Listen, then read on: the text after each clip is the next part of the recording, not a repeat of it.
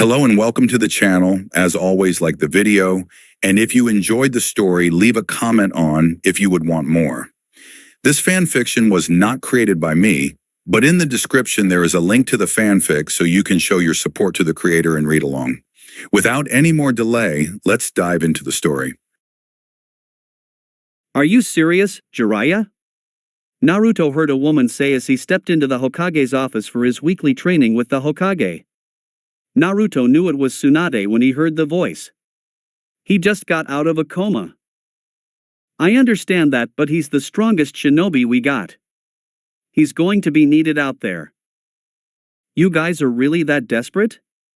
The Senju woman sucked her teeth. Why are you sounding so incredulous, Tsunade? Jiraiya supported the left side of his face with his hand, giving her a flat stare. Didn't you see our hospital situation? If the doctors there are overworked, our forces are strained too. It isn't like our enemies are letting us lick our wounds from the invasion. Sighing, Tsunade rubbed her temples. So, you want me to do what? Have him ready tomorrow for a mission? We can't hold out much longer. Our village needs our best shinobi up and running, the Hokage answered. Kakashi's talents are needed on some high-rank missions that recently been popping up. A contract here and people need to die, you know, normal shit. A slight smirk appeared on Jiraiya's face. Besides, you know how we shinobi get. We get stir crazy if we're in the hospital for more than a week. I'm probably doing Kakashi a favor. Tsunade glared at her fellow Sannin. I can't believe you said that. Desperate times call for desperate measures, my dear. Oh, that old adage has never been so appropriate. I hope you haven't forgotten that with how long you've been out of the game, the Hokage uttered, giving her a raised eyebrow. That's exactly one of the reasons why I hated playing the game. Yeah, well, life often works the opposite way you want it, Jiraiya retorted. After a brief sigh, he continued, anyway, we'll talk about that later. Thanks a lot for your help, princess. You probably should go take a break. The Senju woman snorted. I ain't one of your jonin, Hokage-sama. Yes, the white-haired man waved his hand. Keep on reminding me. I may forget. A knock on the door and Jiraiya called to it saying, come in, Naruto. Ah, hey, Naruto greeted the both of them. Am I interrupting something? No, come in, as I said before. Tsunade was about to leave. Unless you want to stay and observe Naruto's training. The blonde woman seemed to be contemplating that for a moment before she shook her head. Nah, I'm going to take my break in stride. Besides, if I'm going to need to get Kakashi back to tip-top shape, I can't spare any unnecessary time. Alright then. We'll link up later in the evening. Tsunade nodded at the Hokage stiffly before exiting the room. Naruto turned his head towards Jiraiya after seeing the woman leave. Kakashi-sensei is going back into service so quick? Just like I told Tsunade, kid, Kakashi doesn't the luxury to be sleeping. Not when he has the title of Jonin. You'd do well to remember that, the Hokage grumbled, looking over paperwork on his desk. A frankly intimidating stack of papers stood on the village leader's desk. After a bit, Jiraiya groaned and got up from his desk. If you want this job that I got, you'd do well to remember the bane of paperwork too. Heh, when I get the hat, I'm using the Kage Bunshin for everything, Naruto declared with a smirk. He put his left fist on his hip and rubbed his nose cockily. Not everyone is blessed with my chakra reserves. Lucky bastard. Probably the smartest thing you ever thought about in your life. The Hokage grunted. After throwing down some paperwork in disgust, he huffed, alright, enough talk. Let's get to your training today. Oh, yeah, speaking of training, I can't wait for tomorrow. I got some sparring to do with that bastard, Sasuke. The blonde pumped a fist. I'm so going to enjoy kicking his dash. Oh. Yeah, sorry but canceling that training idea, Naruto, Jiraiya spoke, shaking his head. You got a mission tomorrow. Naruto frowned. Another mission? He just got back from the stint retrieving Tsunade. Not like I'm complaining, but that was quick. Believe me, it's annoying sending people out so much. Especially all this damn paperwork, but thanks to getting royally fucked by that invasion we had a month or so ago, we've been giving out missions like hotcakes. So much for showing Sasuke up. What's up this time? Do I have to worry about those people when I'm out there again? No ninja is safe on any mission, Naruto. Safety is a lie. The Hokage folded his arms. That said, this mission isn't expecting their presence. Believe it or not, you're safer out there than here because at least they don't know where the hell you are. In Konoha? It's only a matter of time. A bead of sweat appeared on his temple. For what? For them to show up. This is an entire village though. Naruto scratched his head at Jiraiya's mind-boggling comment. Doesn't mean much. I mean, they can pass in secrecy by making it in, especially since they got Itachi Uchiha in their group, or they could do something else like attack us head-on.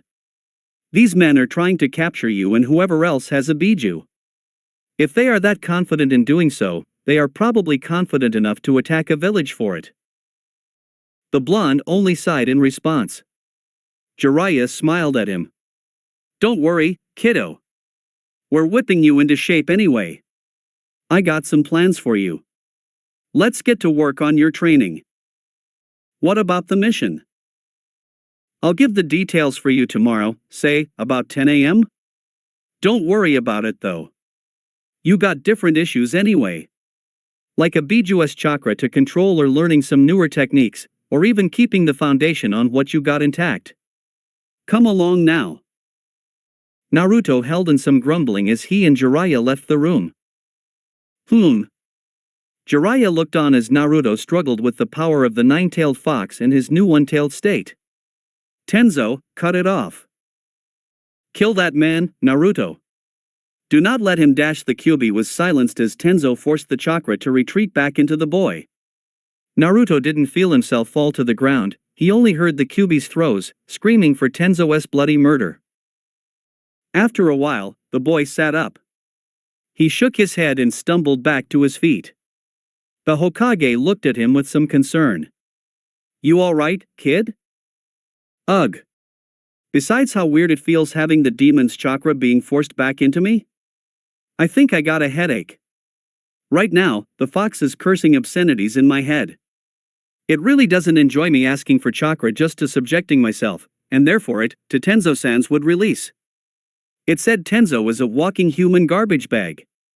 The blonde Chunin quickly turned to the ANBU, raising his hands in a placating manner. No offense, Tenzo-san. None taken, shrugged the ANBU operative. Jiraiya raised a hand to rub his chin in thought. It's not going to be easy controlling this new form of yours. I assume that's how it's going to be every time you gain a tail. Compared to the initial Jinchuriki form, this new form is a huge jump in power and influence from your tailed beast, Naruto. It's going to take a bit of time training that power. Maybe a few weeks. Maybe if I use clones to speed up the process dash. Then that's a bunch of clones Tenzo and probably even me would have to subdue. Jiraiya cut down the idea quickly. The man sent Naruto a wry grin. Some things just can't be solved with the Kage Bunshin, my boy.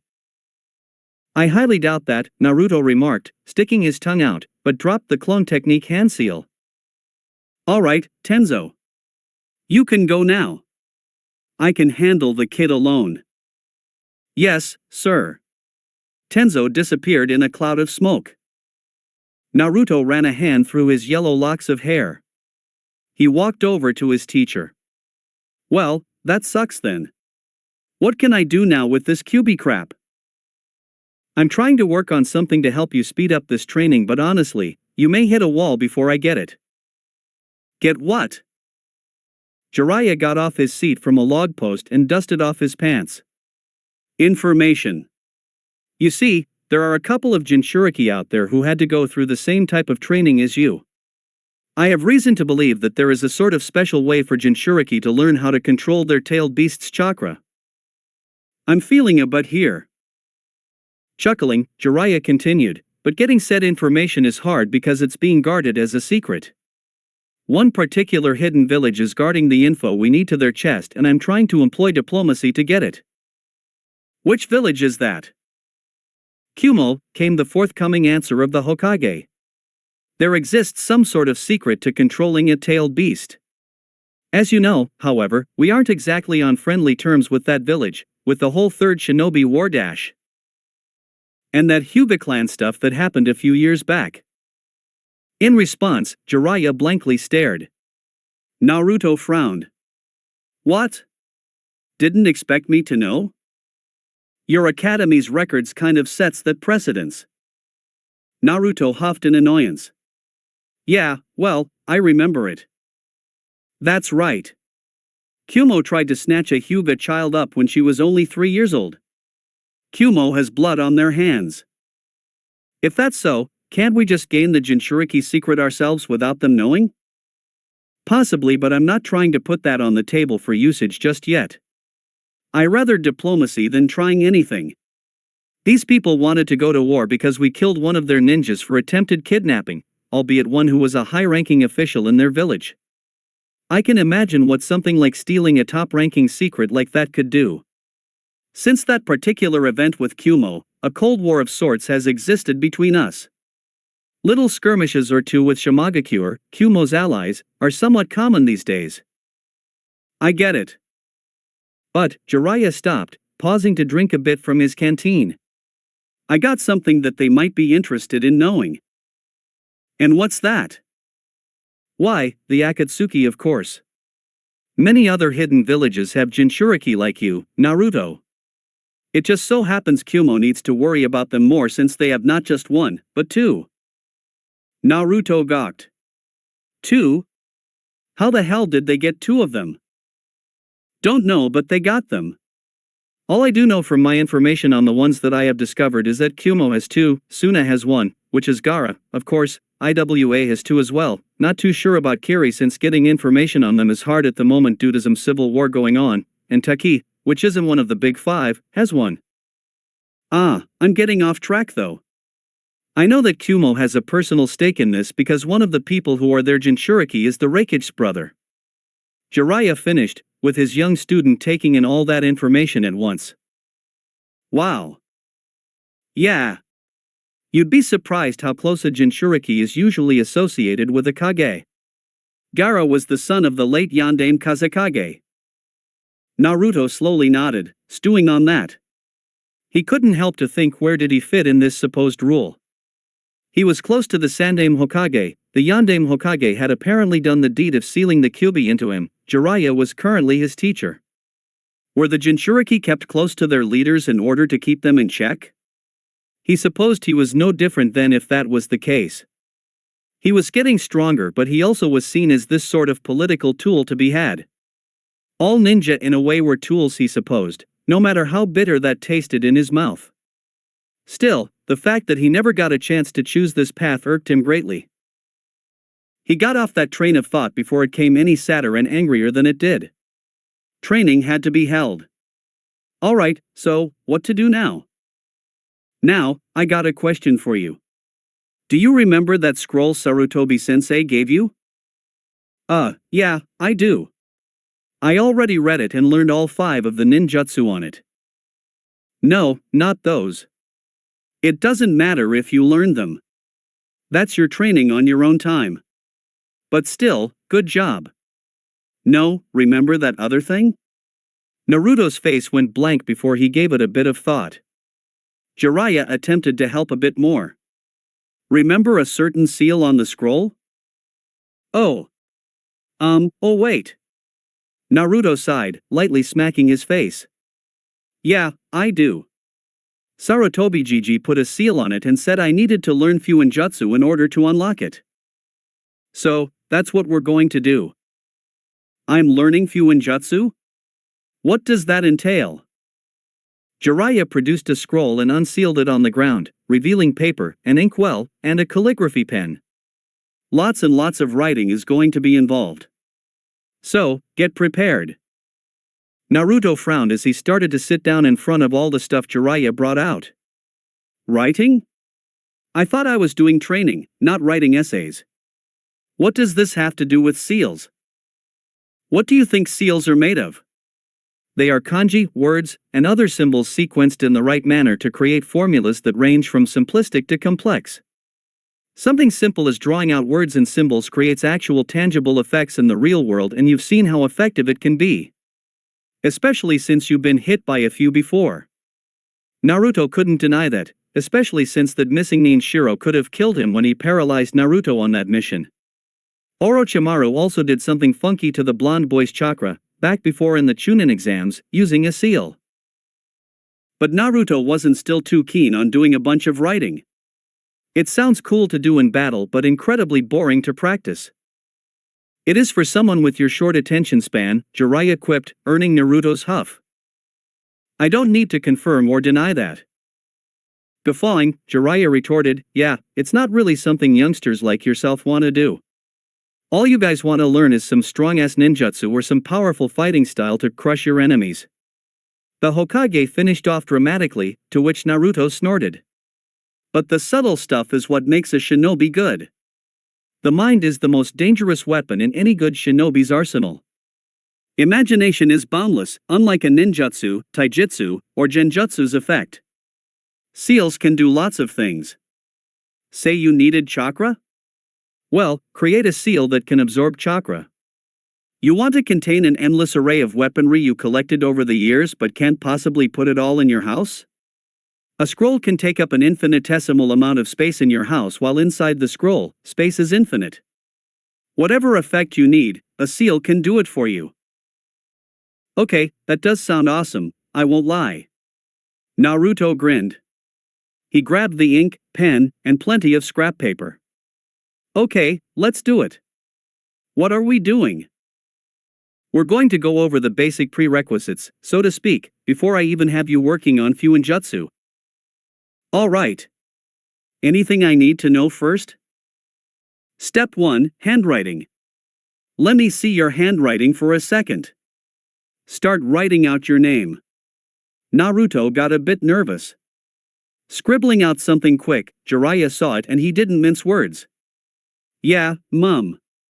Just like it was with the Kuchiyos no Jutsu.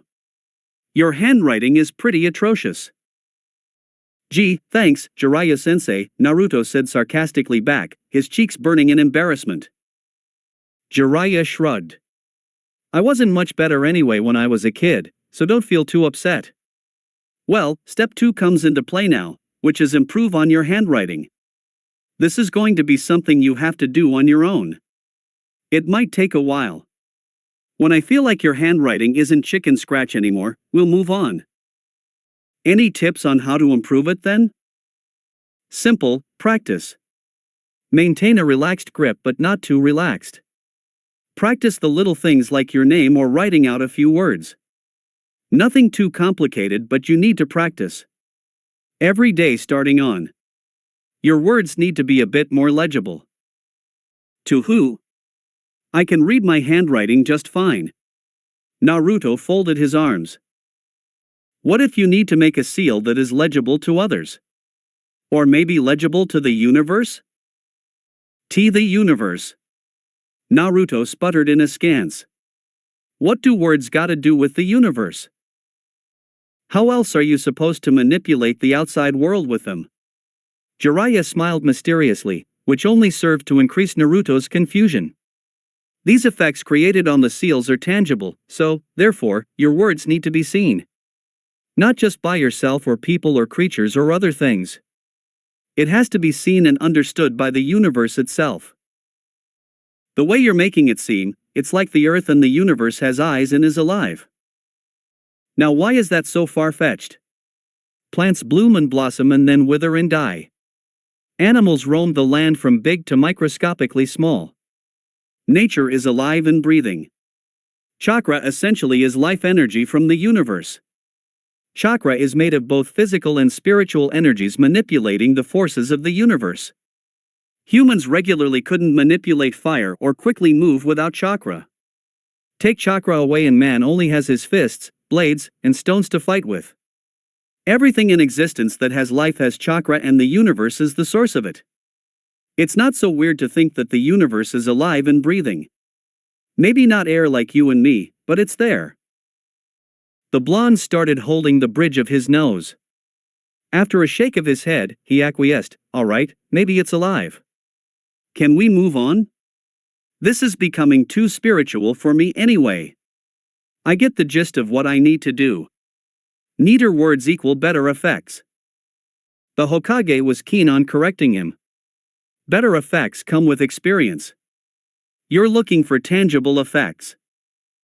All right. At least I can use my clones for this kind of work. Jiraiya hummed thoughtfully at that. I would advise against that. Naruto blinked owlishly. Huh? Why not? Let me ask you something. Are you much of a writer? Someone who likes or even tolerates a bunch of schoolwork? Not really, if you want my truthful answer. Then, I think you should do this on your own and not with shadow clones. If you don't have much motivation to do this, then why would your clones have any better of a drive? Naruto stopped to think on it for a second, stumped. The man had a good point. He wanted to learn how to use seals offensively or in battle, but the menial intensive writing that was probably going to be involved in the learning of symbols and scribbles would bore him. He was the type who liked working things out physically, not on a paper. Until he got past that level of writing this stuff, then he probably would be better off doing so. He sighed, ending his musing. I guess you're right. Don't be too impatient, kid, Jiraiya remarked with a smile and a hand rubbing through Naruto's hair. This won't even take that long to get down. All you're doing is practicing your handwriting. That's it. Keep reminding yourself that and enjoy the small rewards. Besides, I have a feeling that improvement will come soon for you. After all, it's in your blood as an Uzumaki to dip into Fuinjutsu anyway. Naruto perked up at that, excitement bubbling up. Speaking of which, the Uzumaki. You said you would tell me about my clan. That I did, but aren't you getting tired of me lecturing and stuff? I'm getting tired of talking. Jiraiya yawned and stretched. He reached to his back and gave Naruto a small scroll. Here. This scroll just has a few notes on them. If you want a more expansive history of them, maybe visit the library. I just shortened down to a description that will suffice you a bit for now. Alright, thanks. No prob, alright, so you got 2 things to work on, and the Kyuubi stuff will be handled. One last thing before you leave. So, how comfortable do you feel with your Earth release ninjutsu? Pretty good. Naruto smiled, proud. If anything, I learned plenty of Earth ninjutsu since the Chunin Exams. Perform one. Any technique, really? Naruto grinned and contorting his fingers from boar to tiger. Jiraiya obviously remembered the Doton, Yomi Numa, as it was his very own technique taught to Naruto. A dark brown pool of adhesive mud stuck to Jiraiya's feet, but the older man looked unbothered. Jiraiya nodded. Nice. In control, not an overt huge pool like I thought you would make, and I can't easily escape. Very nice. Then the pool disappeared and Jiraiya stood back on solid ground. Naruto didn't turn the effect of the ninjutsu off, so that was the Hokage's doing. Probably some sort of ninjutsu to counter the mud's effects or even a fuinjutsu to get rid of it. Alright, time for the second test. Take up a piece of dirt from the ground and shape it into a kunai for me. Naruto consented silently, scooping up some loose turf from the ground and in seconds, shaped it perfectly into a kunai made of dirt. Harden it, Jiraiya commanded, and the kunai became rock. Soften it. It liquefied and became barely kept together mud. Alright, let it drop and show me your hand. Naruto dropped it and showed him a perfect clean hand without any sort of grime on it. Jiraiya smiled. Very nice, Naruto. Alrighty, you're almost a step close to mastery of Earth release. Almost? Naruto quirked an eyebrow. You learn nature transformation with Earth release and you learn shape transformation. Now, you need to combine both the effects. To do what? To start creating your own ninjutsu, my boy. That's the point of learning those 2 steps. Sure, lots of journeyman shinobi merely learn how to use basic nature transformation and just learn their elements ninjutsu to fit their purposes, barely incorporating shape transformation. Jiraiya grinned at him. Not to worry about that though, because you already know a lot about shape transformation, whether or not you realize it. How so? Perform the Rasengan for me. Naruto did what he was told, producing a sphere in his right hand. Okay, what now? What do you think I've been teaching you since you've been trying to learn that technique? All that time you've been learning how to shape chakra and move it to make a perfect sphere, which is the highest form of shape transformation. Because you learned and mastered the Rasengan, you now have a great deal of mastery over shape transformation. And that means I pretty much am close to mastering my element, right? Or even just being able to pick up on ninjutsu involving shape transformation a bit faster anyway. Now that you mastered both, you're ready to make your own elemental ninjutsu, with your own intended effects. So, that's going to be your next project. Besides working on the steps to Fuinjutsu, I want you to make your own earth release technique. Heh, are you kidding me? Hell yeah. I can for damn sure do this. That's the spirit. Jiraiya ruffled his student's hair. And with your clones, that'll easily speed up the process. Well then, have a technique by, say, the end of this month, and we'll work on whatever you want. Whatever I want, huh? Naruto thumbed at his chin. You don't have to figure out now, you know. Jiraiya chuckled. Still, fantastic work you have done so far. You're a far cry from what Ebisu said you were before. Oh yeah, Ebisu sensei. I haven't seen him in a while. Naruto rubbed his head as a big grin appeared on his expression. Still, thanks, sensei. Couldn't do it without your help. No, you could have. I didn't do anything with that earth release stuff. Ebisu and you did the wet work. Alright, that's it for today. Put all the material I gave you back into the scroll, please. After doing so, Naruto watched as Jiraiya resealed the scroll. The Hokage then handed it to him. See you later, Naruto. See you, Naruto responded with a wave and disappeared in a flash. He reappeared back in front of his house with the scroll in his hand. He opened the door to his abode and took off his sandals in the doorway. After locking up and entering his living room, he plopped the scroll onto his table. Remembering what happened today, he sighed, took off his clothing, and started to make an afternoon snack.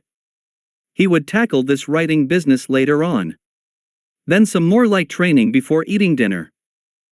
Then tomorrow, mission time. Oh, wait, that reminds me, Naruto thought suddenly. I gotta spill the news to Sasuke before I leave. He brought up a hand seal to make a clone but thought against it. The idiot Uchiha would probably destroy it. At the very least, he could go and see him himself. After an hour of practicing his writing and the afternoon snack, Naruto put back on his clothing and left towards his front door again. He had a feeling he would find Sasuke training still in the training grounds his clone found him in earlier today. What do you mean you won't be able to come tomorrow? Sasuke gave Naruto a dark glower. I mean I won't be able to spar with you because I got a mission tomorrow, bastard. What? You've become hard at hearing or something? Your clone said that you would be available dash. And now I'm not. I didn't choose to pick up a mission. The Hokage said I had to. His former teammate scoffed. Quite convenient for you. Naruto could hear the implication in that statement. Ain't nobody scared of you, Sasuke. If you wanna fight, we can fight at any time. Just after my mission. Unlike you, I'm a Chunin. If the Hokage says I have a mission, then I have one. The Uchiha glared over at the blonde for a few seconds before huffing. Whatever. Get out of my face. I'm going back to training. Hey, the hell? Get out of my face? What's that all about? Naruto felt his irritation arise when Sasuke started to walk away. He grabbed the Uchiha's shoulder to hold him.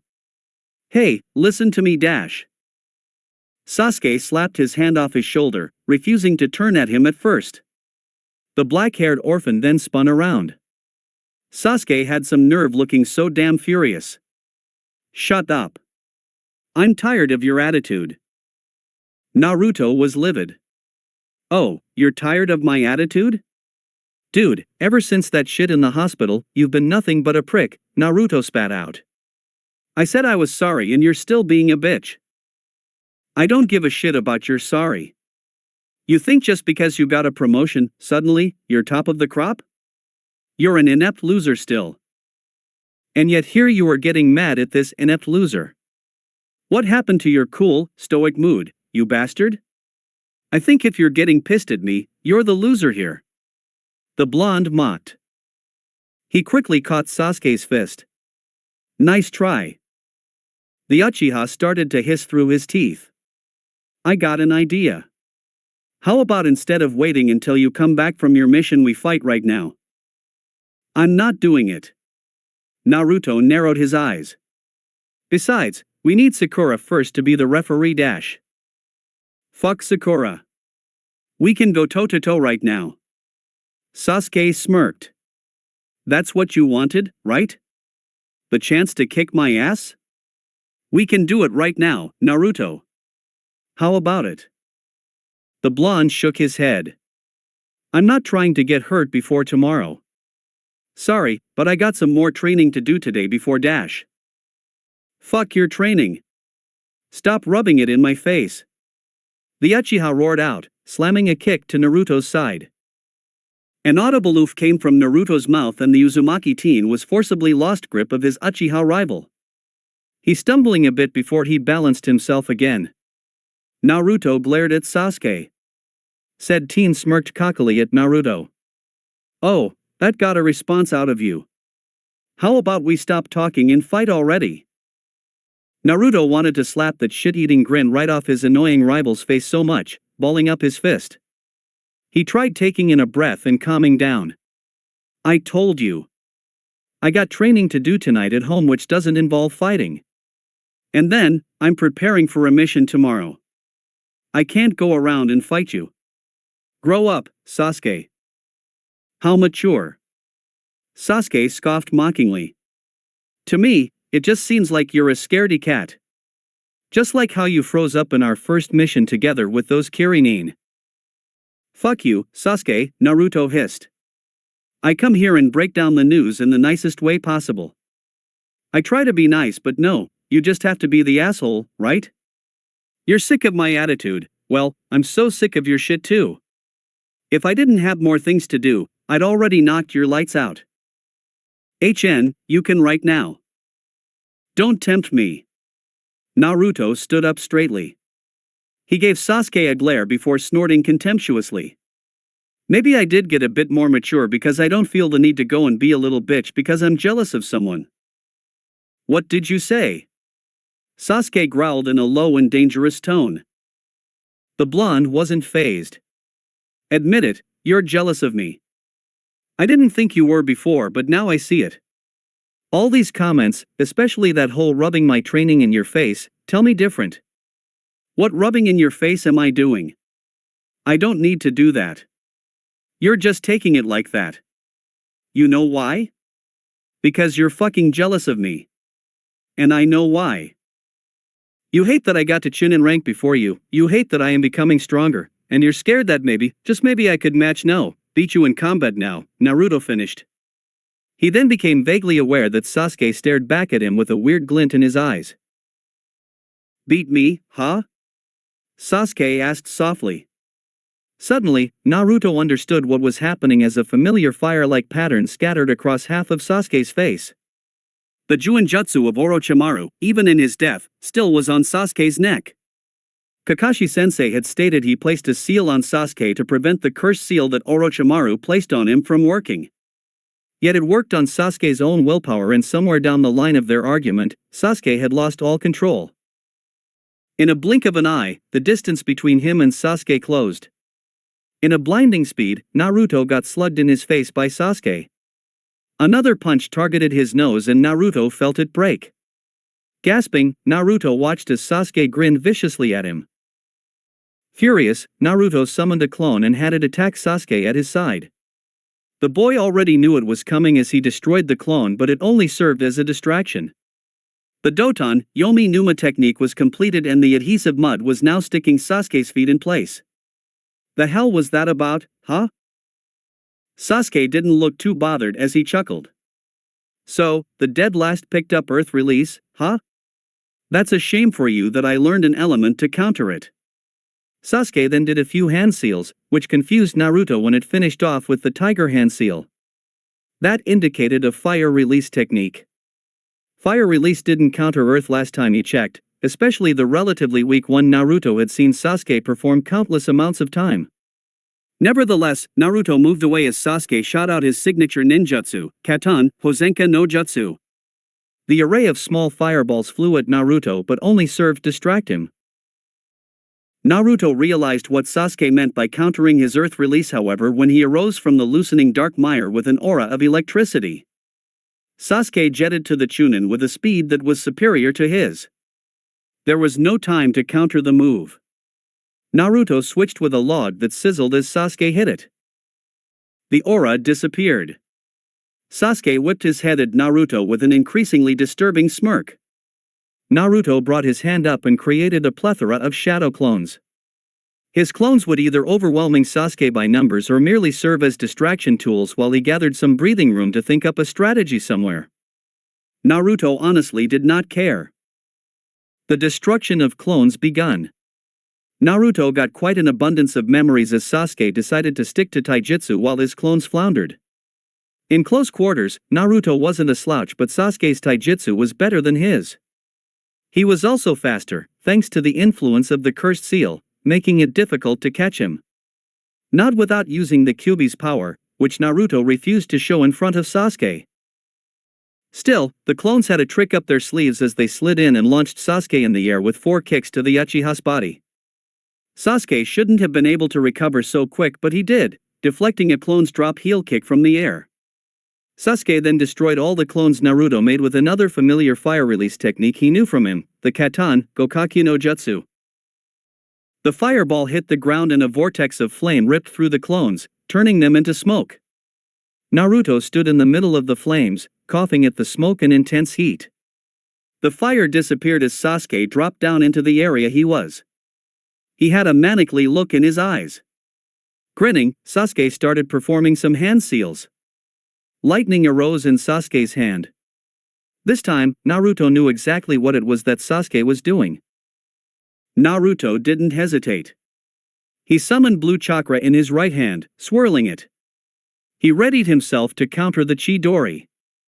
Both of them dove at each other, the roaring sound of their ninjutsu drowned out them calling each other's names wildly. And then Naruto felt a hand grip his wrist as he was thrown away. Remembering his lesson from that trip to Tanzakugai to get Tsunade, he cut off the Rasengan from his hand and let himself tumble to the ground. Without doing so, an unnecessary explosion would have followed and he might have ended up injured. The Hokage cleared his throat. So this is what I see when I go out and walk around the village for a bit. 2 idiots trying to kill each other with dangerous A-rank ninjutsu, Jiraiya walked over to Naruto, giving him a scolding glare. Especially you, Naruto, who's supposed to be a Chunin and all. Naruto exclaimed, Jiraiya-sensei. I didn't start this. Ignoring what his wayward student said, Jiraiya sighed. I'm getting quite tired reminding you of your rank, Naruto. You're such an idiot, even when you're not trying to be. Sasuke recovered and stood up to look over at them. Orochimaru's Juinjutsu already deactivating, he clutched his neck in pain. Jiraiya was already upon him. And you, young man, that was quite irresponsible using that accursed seal on your neck. Didn't your teacher, Kakashi, tell you that you're supposed to keep it in check? Instead of commenting, Sasuke merely stood up and bowed. I apologize, Hokage-sama. Poof. You absolutely morons. No more fighting. Go the hell home already. Sasuke woodenly nodded at the Hokage, but before he left, the Uchiha gave Naruto a pointed stare. He disappeared in his shunshin. Naruto watched him go, clutching on his aching face and wincing. Jiraiya derided him with, "Yeah, I bet that hurts, doesn't it?" Ugh. Sensei, believe me, I really wasn't trying to train with that bastard or fight or anything. I was telling him that I had a mission tomorrow and he attacked me out of the blue. I heard enough. I'll get someone to heal you, but after that, go home. Jiraiya glared over at his student. I don't want to see or hear any more shenanigans. I am this close to removing you from that mission I have laid up for you. If you're just going to get yourself trapped in a fight, then how can you handle yourself out there? Regardless of whether or not he started it, you should have just left. Naruto bit his lip and bowed. Yes, sensei. Sorry, sensei. Jiraiya grunted. Stay here for a moment. Let me get Tsunade. Then, he disappeared in a cloud of smoke, leaving Naruto to take in a deep breath and sigh. He sagged, sitting on the ground in a slump. What a mess of things he had helped create. He really provoked Sasuke, even if the bastard had to go and piss him off. He really hadn't learned a damn thing. Jiraiya-sensei is right. I am an idiot. This isn't good, Tsunade, Jiraiya commented, rubbing his fingers through his hair. Even in the nice and relaxing setting of the Hokage residence, his new abode during his reign as Hokage, Jiraiya was pacing back and forth in his living room. Tsunade, on the other hand, sat down on a couch, nursing, like usual, a drink in a glass. Boy, Jiraiya, got to admit, you've become quite the worrywart when you became the Hokage. And you became a freeloading drunk when you left the village, but you know, time changes people, snarked the Toad Sage. All Tsunade did was raise her eyebrow and stare at him. Jiraiya sighed, feeling guilty quickly. Alright, sorry for snapping like that, but still, the boy was able to break the Fujihoin. That means he's not trying to even hold back the influence of the Juinjutsu Orochimaru put on him. You are acting mighty surprised at that though, Tsunade shook her head. The Uchiha had his whole family slaughtered and seen it with his very own eyes. One would be completely traumatized by that. It's only an added bonus that his own brother did the deed. Yeah, Jiraiya muttered, his mood darkening. Fucking Itachi. Fucking elders. And fucking Danzo. Tsunade raised an eyebrow at Jiraiya's mutterings. Might want to backtrack a little bit. I get Itachi, but why are you cursing out the elders? And Danzo Shimura? Sensei's old friend? What's he got to do with Itachi? Jiraiya balked, pausing his movement before sighing. Tsunade, I need your help again. Oh no, oh no. Tsunade groaned. I walked into that, didn't I? Come on now. Hear me out.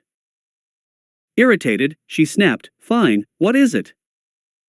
According to some information that our lovely sensei left behind, I have reasons to believe that the Uchiha clan massacre isn't as cut and dry as we believe it to be. What the hell does that mean? I can't speak much on it, Jiraiya softly spoke. Not like this. I need you to be on board for the ride. Not this whole I'm not your shinobi, Hokage-sama shtick you got going on. What are you trying to suck me into, Jiraiya, sighed Tsunade. I didn't come back for all of this. I still haven't figured out if I want to stay here anyway. You sure you still want to leave? I thought you got tired of running? But I really don't want to deal with this shinobi shit again. Just think about it. Tsunade sighed again, looking exasperated. After a few seconds, the buxom blonde nodded. What are you going to do about the Uchiha? Sasuke's seal works on his willpower. If he's no longer willing to keep Orochimaru's seal suppressed, then there isn't much we could do. I have to come with some sort of way to beat his seal, maybe suppress it with my own seal. However, that takes time and effort. I got my hands pretty much full trying to counter the Akatsuki and then getting Naruto up in his training to get stronger. Speaking of whom, you were a bit harsh on the brat. What? Jiraiya blinked owlishly. I'm surprised. You're feeling sorry for him? Tsunade looked a bit offended. And there's a problem with that? You're acting like I don't like him. I mean, before you said I needed to talk the stupid out him. Yeah, but not like that. The kid wasn't lying about Sasuke throwing the first punch. We've both seen it through the crystal ball. Yeah, but Naruto also should have walked away. Reported it. Something else. Instead, he let a genin get into a fight with him, Jiraiya reasoned, looking at her flatly. I can't have him keep doing that stuff. I need to teach him how to handle things with a cool head. It didn't matter who started it. You're forgetting that he's a teenager, Jiraiya, who has to deal with S-rank criminals out to get his biju. Yes, that's true, however, you know more than anyone that he's young and still going to slip and make mistakes. You know how long you took to mature. What in the hell does that mean? I've been mature. Wasn't it just 2 months you were spying on women in public bathhouses for your stories? Tsunade asked in a deadpan. Jiraiya huffed. I wasn't that bad. Tsunade continued to frown at her former teammate. Technically, it's been more since I was being worked to the bone by Sarutobi-sensei on spying missions, and then during and after the invasion, I got sacked with all of these Hokage duties. I haven't done any of that for a while. Regardless, it took you 50 years to grow up. You're being quite unreasonable. Tsunade, Jiraiya started to say with a glare. How in the hell am I being unreasonable? Do you not know what's at stake here? Oh, I know. But you're expecting way too much too soon.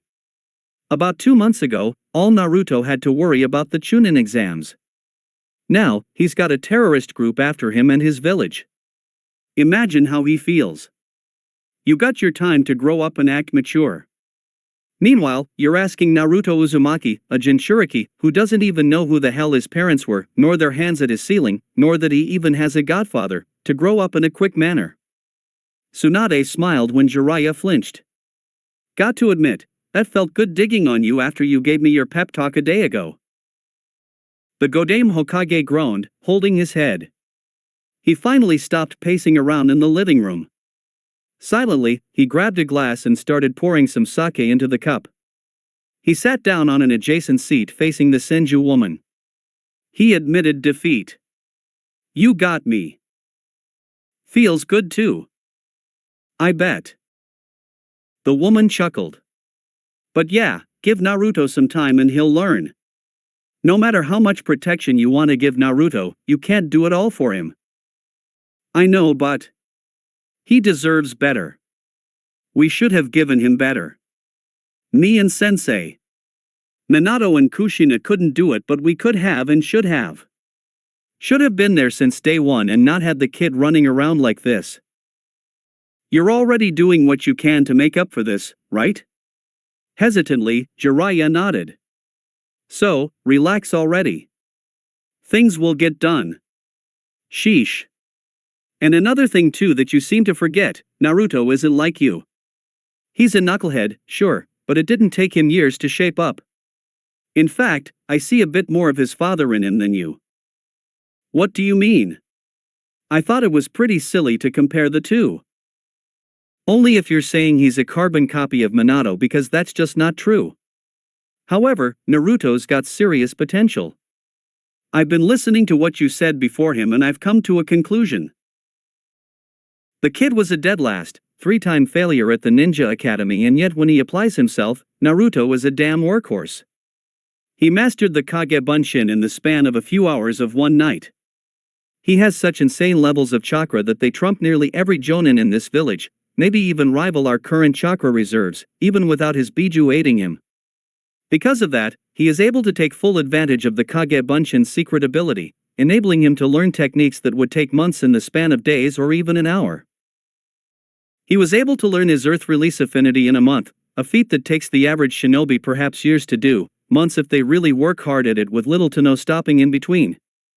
Then, you said he got a contract in summoning toads and summoned Gamabunta, which is even more insane since people struggle with summoning anything substantial due to how much chakra it costs to use the technique. The thing that really cements the idea that Naruto has serious potential and hidden talent is the fact that he learned the Rasengan in the span of a week. He learned that damn technique in a week when it took Minato 3 years to create and perfect it and you longer to even attempt to replicate it. You're worried about Naruto? I'm pretty bad at bets, I will admit it, but I would say that Naruto is going to be just fine. Jiraiya held his stare on her throughout her speech. He smiled a bit, feeling a bit of his nerves calming. You're right. I knew that to be the case, but still. It seems like to me you somehow forgot. She took a swig of her drink. Maybe you do need my help after all. I never said I didn't though.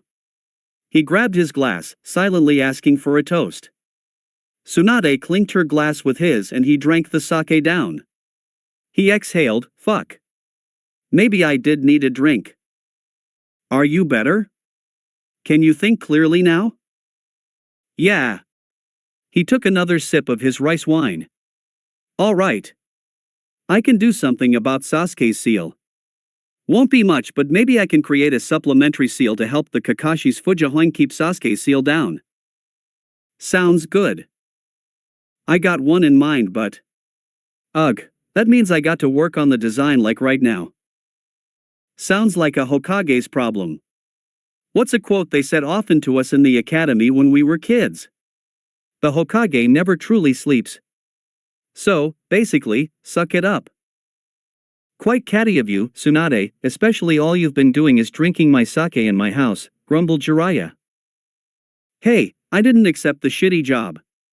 You did.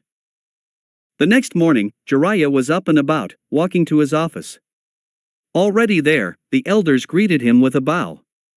He nodded at them and sat at his desk, immediately pouring himself a nice hot glass of green tea. My lord, what are we to do about Sasuke Uchiha? Counselor Hamura asked. I already have something in mind. Send a shinobi to retrieve Kakashi Hatake, spoke Jiraiya. A few minutes later, a Chunin rank shinobi saluted and left the Hokage's office, leaving behind one Kakashi. The silver-haired man stood in attention, staring forward at the Hokage. How do you feel, Kakashi? Fine, sir, Kakashi responded. No time for pleasantries other than that, Jiraiya droned. I need to talk to you, but not about a mission. Not yet. About what, sir? Sasuke, Jiraiya stated, flatly staring at the silver-haired jonin. What happened? Kakashi asked, sounding exasperated. Well, I would say getting in an unsanctioned fight was one thing, but then getting into an unsanctioned fight with a superior officer is really bad. It was against Naruto, wasn't it? You know something. Explain. Jiraiya glared at him, standing up and walking towards him with his arms folded around his back. Sasuke didn't take Naruto's promotion very well, Hokage-sama. They had a spat in the hospital one day when we were visiting Sasuke due to an injury he sustained during the invasion. If I remember correctly, it was during your inauguration day. Sasuke was fine for a while, then figured out Naruto got promoted. He was very upset. I guess he was hanging on to that for a while and things just accumulated from there. And then Itachi showed up. That had to hurt a lot, especially when he was after Naruto and not him. The way I take it, you're not very surprised by this turn of events. I'm not. Kakashi grimaced. If Sasuke started the fight, then, yeah, I'm not surprised. Naruto's hard-headed, but he's not that childish to pick fights with Sasuke right now. After all, you've got him very preoccupied with other matters, correct? But Sasuke isn't preoccupied. That's what you're saying? Perhaps. I have given him a bit more training through scrolls, but how busy I've been or how long I've been recovering in the hospital, I have not been really there to look over him. I have been dedicating training to him to keep him from thinking too hard about Itachi. Obviously that hasn't done much. He's made no secret that he wishes vengeance on his brother, Itachi, and has always been adamant on training and learning skills to get stronger in doing so. The seal placed on him by Orochimaru has made that desire only increase. Not just increase. It's an obsession now. Jiraiya grunted. Your boy used Orochimaru's Juinjutsu against Naruto. Both of them could have even killed each other yesterday with the way they were throwing a rank ninjutsu at each other. Kakashi blanched. Are you saying? Jiraiya nodded silently. The Jonin shook his head. I didn't create the Chidori to be used on allies. Yeah, well, it almost happened, but I, luckily enough, was passing through and stopped both of them. Both of them could have been hurt badly. More so Sasuke than Naruto at least. After all, the Rasengan is stronger than the Chidori. My lord, I will talk to him promptly. Oh? Talks? And what then? After all, Sasuke did attack a superior officer. We can't let that go unpunished. I have half of a mind to just strip him of his genin rank, throw out of the ninja program, and possibly even in jail. No one would blink twice about it either, last Uchiha or not. Kakashi, however, wasn't convinced that was the right way to go about it. Sasuke would probably do something even more drastic than just attacking Naruto. I can get him to cool down. I'm sure of it. I implore you. Let me do so. Kakashi bowed deeply. It is not a student's fault for his conduct. It is a teacher's fault for failing to teach him right. He could feel the weight of Jiraiya's stare. One would be foolish to think the Godame Hokage is a person who could not be an imposing figure because of the man's habits of acting goofy. Stand up straight. The Hokage ordered. Kakashi acquiesced. He gets one more chance. Jiraiya stuck a finger up to bring the point home. For 3 years, he will be doing nothing but D-rank missions and any C-rank that doesn't involve going out of the village. I also will have a look at his seal. It seems your Fujihoin isn't going to work only in suppressing Orochimaru's Juinjutsu. I can't have him potentially attacking others just out of jealousy. This issue with Naruto won't resolve itself alone without these steps and him making the effort to do so. Do I make myself clear? Crystal, sir. All right. Go talk to Sasuke and then come back here with him. Jiraiya ordered. We're going to nip this in the bud right now. Sasuke-kun, are you feeling well? You don't look so dash. For the last time, yes, Sakura, I'm fine. Can't you stop asking me? Sasuke snapped, catching his pink-haired teammate's flinch. Uncaring, he returned his attention back to a training dummy and attacked it with reckless abandon. He prayed to whatever gods were looking over this earth to get Sakura to finally shut up her incessant questioning. Did he really wear a sign over his head telling people to bother him, to feel sorry for him? He never asked for that once. All he wanted was to get stronger to avenge his family and kill his bastard of his brother, but, no, he was struggling to gain anything here. And worse of all, people were gain training while he was waiting for a sensei who was still in the hospital. Fucking Naruto. Who the hell did he think he was? He didn't believe two shits about Naruto's claim that the Hokage forced a mission on him. He was ducking him. He just knew it. What a prick, and he knew why. Did the blonde bastard really think Sasuke didn't catch that Jiraiya-sensei comment from last night? He was training with the fucking Hokage. No wonder he was trying to be all hush-hush with that shit. The Hokage was favoring him with some training, while Sasuke, who was 10 times better than a shinobi, 10 times stronger and worthier of the Chunin rank, even if really didn't care about it all too much, then Naruto of all people struggled to gain any sort of training at all from Kakashi. How long did Naruto become the Hokage's favorite little pet? If he got that free training, then maybe the rank came free too? Shit, it must have felt good to be him. No wonder he thought he could talk to Sasuke like that, the officious little prick. He slammed a fist into the dummy, aware that the straw from it was spilling out. Last night was something else and it had gone unfinished. Naruto and he were just starting their battle before the dead last's master had to come and save his ass. The Chidori would have shredded through whatever sort of attack Naruto had started to use. He couldn't touch Sasuke when he tapped into the cursed seal. The taste of that seal's power was intoxicating, wasn't it? Sasuke balked as he heard the voice. It hissed at him with such scary familiarity. The power of my seal was strong, wasn't Sasuke? What the hell? Who's there? He made a show moving his head around, looking for any signs of a person other than him and Sakura. When nothing came up and his female teammate gave him another worried look, he blanched. Am I going crazy? No, boy. Don't be so silly. Coo. The husky voice of Orochimaru was purring at his ear right there and then. I'm right here. You're supposed to be dead. Perspiration dripped down the side of his face. Not quite. I am never truly dead. But that is neither here nor there. The snake sage's hoarse voice was in his head, whispering to him. I can feel your anger, Sasuke. Angry? Who the hell am I angry at? Who said anything about you being angry at someone? Sasuke realized his mistake. Admit it, you're angry at that foolish Uzumaki boy, Naruto, aren't you? And you have every right to be so. After all, why should a weakling like Naruto Uzumaki gain strength while you, the prodigious Sasuke Uchiha, struggle to get scraps of power?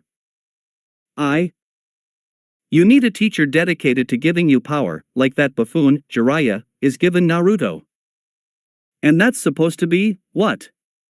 You? Sasuke scoffed. Please. You may be in that seal but you're dead in real life. And yet, you relied on my power, didn't you? Even in supposed death, I can give you what you need, the power to defeat your enemies and power to defeat your brother. Could you gain that here?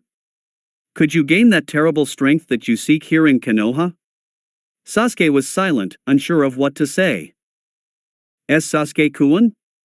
The Uchiha was vaguely aware of Sakura calling for his name. I know you asked me to stop bothering you, but are you okay? Do you need help? He focused on Orochimaru's voice. In, perhaps a week or so, your answer to my question will change. Soon, a boy with ash-colored hair, emerald green eyes, and bearing a similar mark to your own will come and he will offer you that power. By then, I am sure you'll come to the same conclusion as I did, as others did before you. In Konoha, you can gain only so much strength. You'll need my power in order to achieve your wishes. Simple as that. Tell me though, Orochimaru requested. For some reason, Sasuke could imagine a smirk on the visage of the snake man. My power, did it feel good to use? It felt good, Sasuke admitted. I felt amazing. That's just an iota of what power is held inside this seal, Sasuke-kun. Remember that. And after a chuckle, the snake went back inside its hole, hiding away. Sasuke-kun, can you hear me? Sasuke's mouth became dry and he licked his lips. He whispered in an almost hoarse voice, yeah, Sakura. Are you okay? You kind of blanked out dash. Salutations, folks. A new voice called out to the two genin of Team 7. Sasuke straightened up as he knew who it was. Sakura turned her attention away from the Uchiha teen. Kakashi-sensei. You're back, Sakura exclaimed with a cheery smile on her face. How are you feeling today? Pretty good, until this morning. The Jonin stared forward at Sasuke. You've been a bad boy, haven't you? Sakura rose an eyebrow at Sasuke and then her teacher. What do you mean? Sakura-chan, please, stay here for a bit, Kakashi stated in a sing-song. Sasuke and I have some catching up to do. Before any of the genin could say anything, Kakashi appeared in front of Sasuke and they disappeared in a shunshin. The two reappeared under a tree a bit further down on the training grounds. Kakashi almost dumped the boy down on the hard, showing root of a tree, looking at him with a stoic stare. As I said before, you've been a bad boy, haven't you, Sasuke? What's this I hear about you picking fights with a superior officer? You already know the story, so why are we doing this? Just give me my punishment already. You're quite lucky the Hokage didn't do that himself. The Jonin sighed. You need to chill, Sasuke. Seriously. Attacking Naruto for a petulant reason such as being jealous is unbecoming of you. That loser gets training with the Hokage while I get to sit on my hands and do nothing. Ah, so you figured that out, huh? I guess Naruto said something about it. You knew, didn't you? Sasuke glared at his teacher. Kakashi shrugged. Why is that any of your business? If the Hokage wants to take on a student, then he can. Why are you upset? Is it because someone else is getting that training that isn't you, or is it because it's Naruto? Sasuke refused to say another word afterward. I thought Naruto was the one who had a one-sided rivalry with you. Now, it seems like things have gone full circle. Just give me my punishment and leave me be, the Uchiha teen repeated. You got a lot of nerve for someone who's willing, begged even, for the Hokage to not strip you of your rank and throw out of the ninja program. He can't. Oh? Why not? Did you forget what a Hokage could do with his power? But dash. You need to stop chasing a dream, Sasuke. To become an Avenger? You would throw away everything just to get revenge on Itachi? Of course I would. The boy snarled. This is no game for me. I want to kill him. I want revenge. And yet, how could you when you're going around attacking Naruto? Why is it always about that loser? Who gives a damn about him? He just pissed me off, is all. If I got training like him, then who knows how strong I could be. How would you even find Itachi? I would eventually, Sasuke retorted, stubbornly. By what means?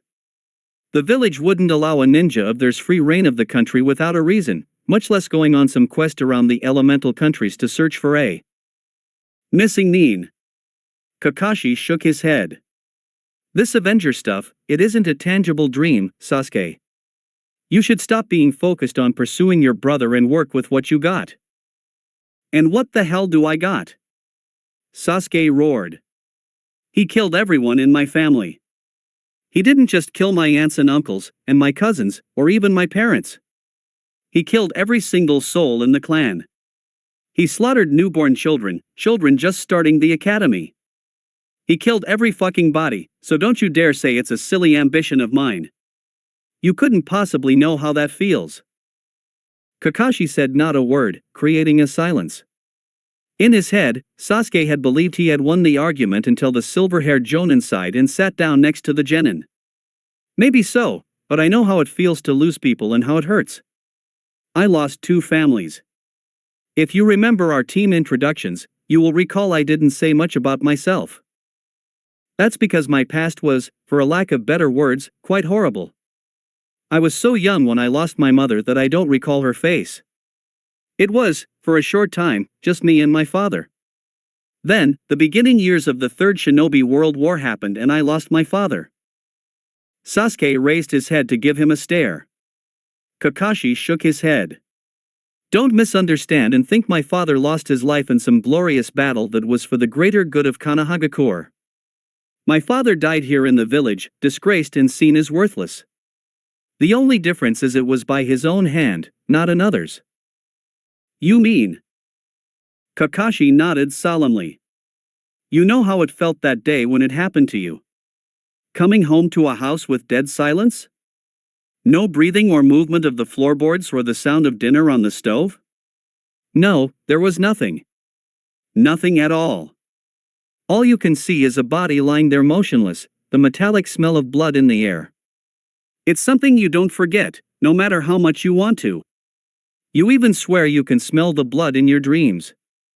I think you and I both share that unique experience, don't we, Sasuke? The Uchiha felt honestly sick because of how accurate the man was. I wasn't a war-torn Jonin or hardened Chunin or even a genin when my father took his life. I literally finished up my first week of being in the academy. Then I came home to find him. He didn't leave me much, just a note telling why he did it and his blade. And why did he do it? The village back in the day had a much more ruthless streak to it. We had to. The Second Shinobi World War was only a few years past us and Konoha still had bad blood with everyone else in the world when, arguably, we came out of the war on top. We had to show our strength and produce shinobi who were excessively strong. Konoha had started with the Sannin, of course, but there were many other shinobi who were now started to make names of themselves. My father, Tsukumo Hatake, was known as the White Fang of Konoha, and once his fame surpassed the legendary Sannin. Of course, with how fame works, people look at you with a microscopic lens, watching everything you can accomplish and everything you fail at. When my father was chosen for an S-rank mission that had great importance to Konoha, he came faced with a choice: save his teammates from peril or complete the mission and leave them to die. He chose the former and saved his teammates.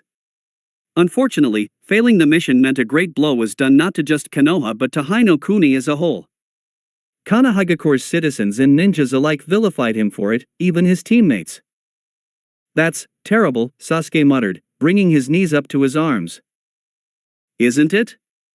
The man smirked wryly under his mask. That was his last mission. He came home and there was a difference, but I didn't see it until too late. I was a kid and too excited with the prospect of becoming a shinobi to notice that he seemed out of it. I suppose other factors may have led him to do what he did, but the mission failure was the thing to bring him over the edge. And that happened when I was just 5 years old. Like you, I was shown the horrible things in the world. I honestly tried to shut myself out of it. I tried to become the greatest shinobi ever, to gain strength and follow the rules to a T. I didn't want to become friends or have a stable relationship with anyone at all. I was too into myself, wrapped around my pain.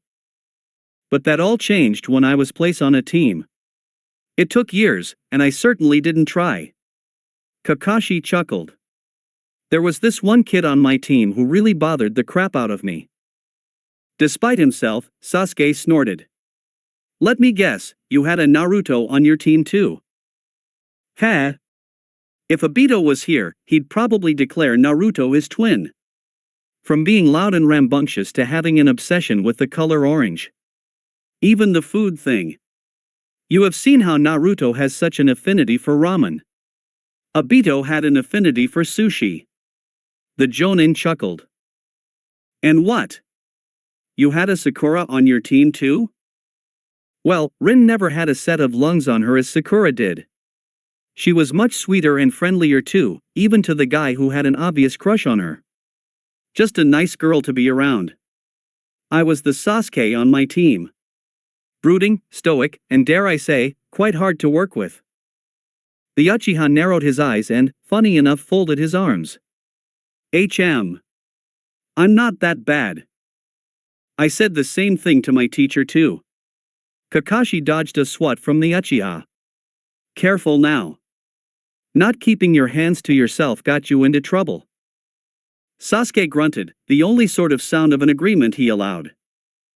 "Anyway, yeah, I didn't really enjoy being their teammates at first. I couldn't wait to become a Chunin so I can leave. Then, they grew on me. Or they learned how to deal with me. Ebisu and I were still at each other's throats at times. All the time, really. As much as I didn't like to say it, but they made it easier to be an orphan and soothed the pain of losing my father at such an early age as I did." He knew exactly what Kakashi was implying. Sasuke bit his lip, looking at the ground. Even though Naruto pissed him off, even though Sakura wouldn't stop bothering him about dates and stupid shit like that, he liked them. Generally. They had grown on him. Naruto had even become someone he could probably call his best friend. But Sasuke remembered what Kakashi said before. What happened to them? The Third Shinobi World War, Sasuke. The light mood was gone. I think I told you before, but the Sharingan eye that I got wasn't from pilfering off the corpse of an Uchiha or killing one, but it was given to me by an Uchiha. Ebisu was an Uchiha. By then, they had become my second family, and I lost them. The only person who survived the war was my sensei, but then, I lost him shortly afterward too. What I'm saying in all of this to you, Sasuke, is you can't throw away what you've been given, even if it is to kill Itachi. You're not going to have it when you come back, if you even make it back with the way you're going. So, give up my revenge? That's what you're saying? Sasuke narrowed his eyes at his teacher. Or maybe I'm saying to you that you don't need to use Orochimaru's power to gain strength.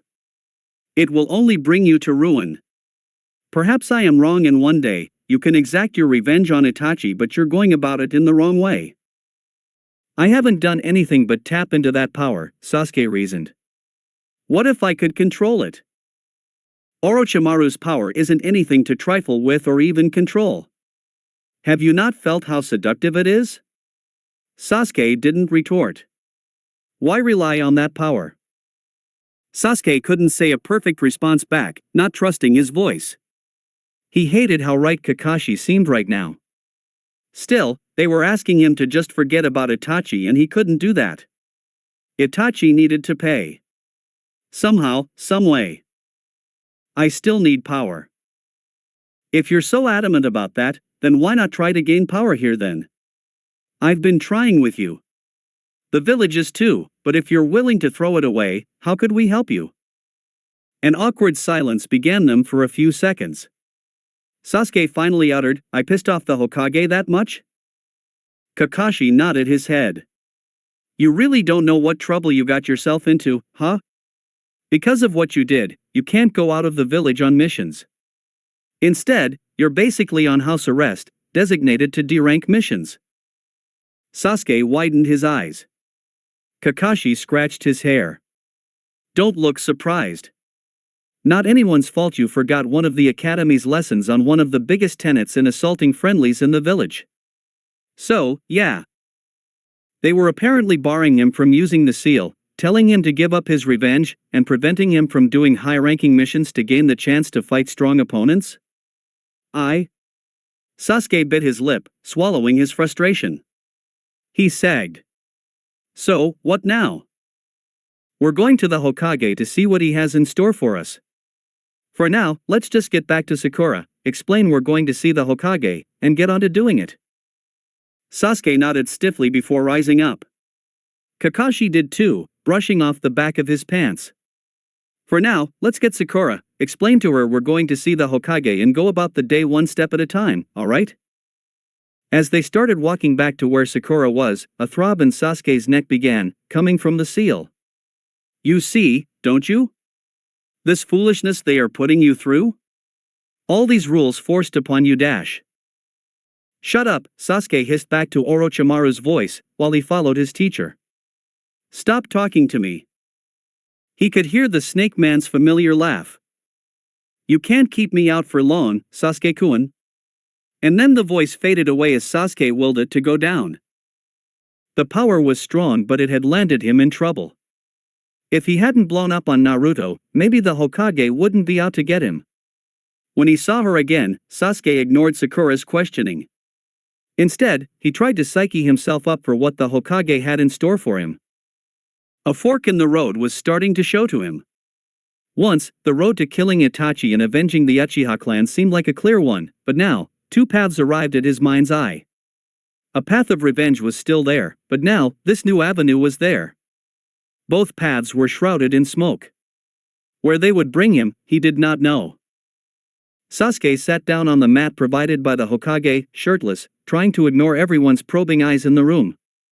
Kakashi looked over him with an expression that said he was ready for trouble. Sakura had a familiar look of concern on her face. Jiraiya had a grim look of determination on his face. Try to calm down, the Hokage assuaged as he crouched behind him. Hopefully, this won't take long. Sasuke nodded, throat suddenly feeling dry as Jiraiya's hand glowed and moved towards his neck. Somewhere in his mind, he felt the snake slithering about, reacting to the sudden, foreign chakra of the Hokage. Jiraiya grunted, seeming like he felt it. What a piece of work Orochimaru has done. The seal is completely aggressive to outside interference. The Hokage retracted his hand, using it to reach inside his right pants pocket. A paper seal simply reading the kanji suppress was shown. Without warning, Jiraiya slapped it onto Sasuke. The genin gasped as he felt his chakra literally being shoved down by a strong force. All right. Let's see what's going to happen now. Jiraiya returned to touching Sasuke's ten no Juin with a glow in his hand.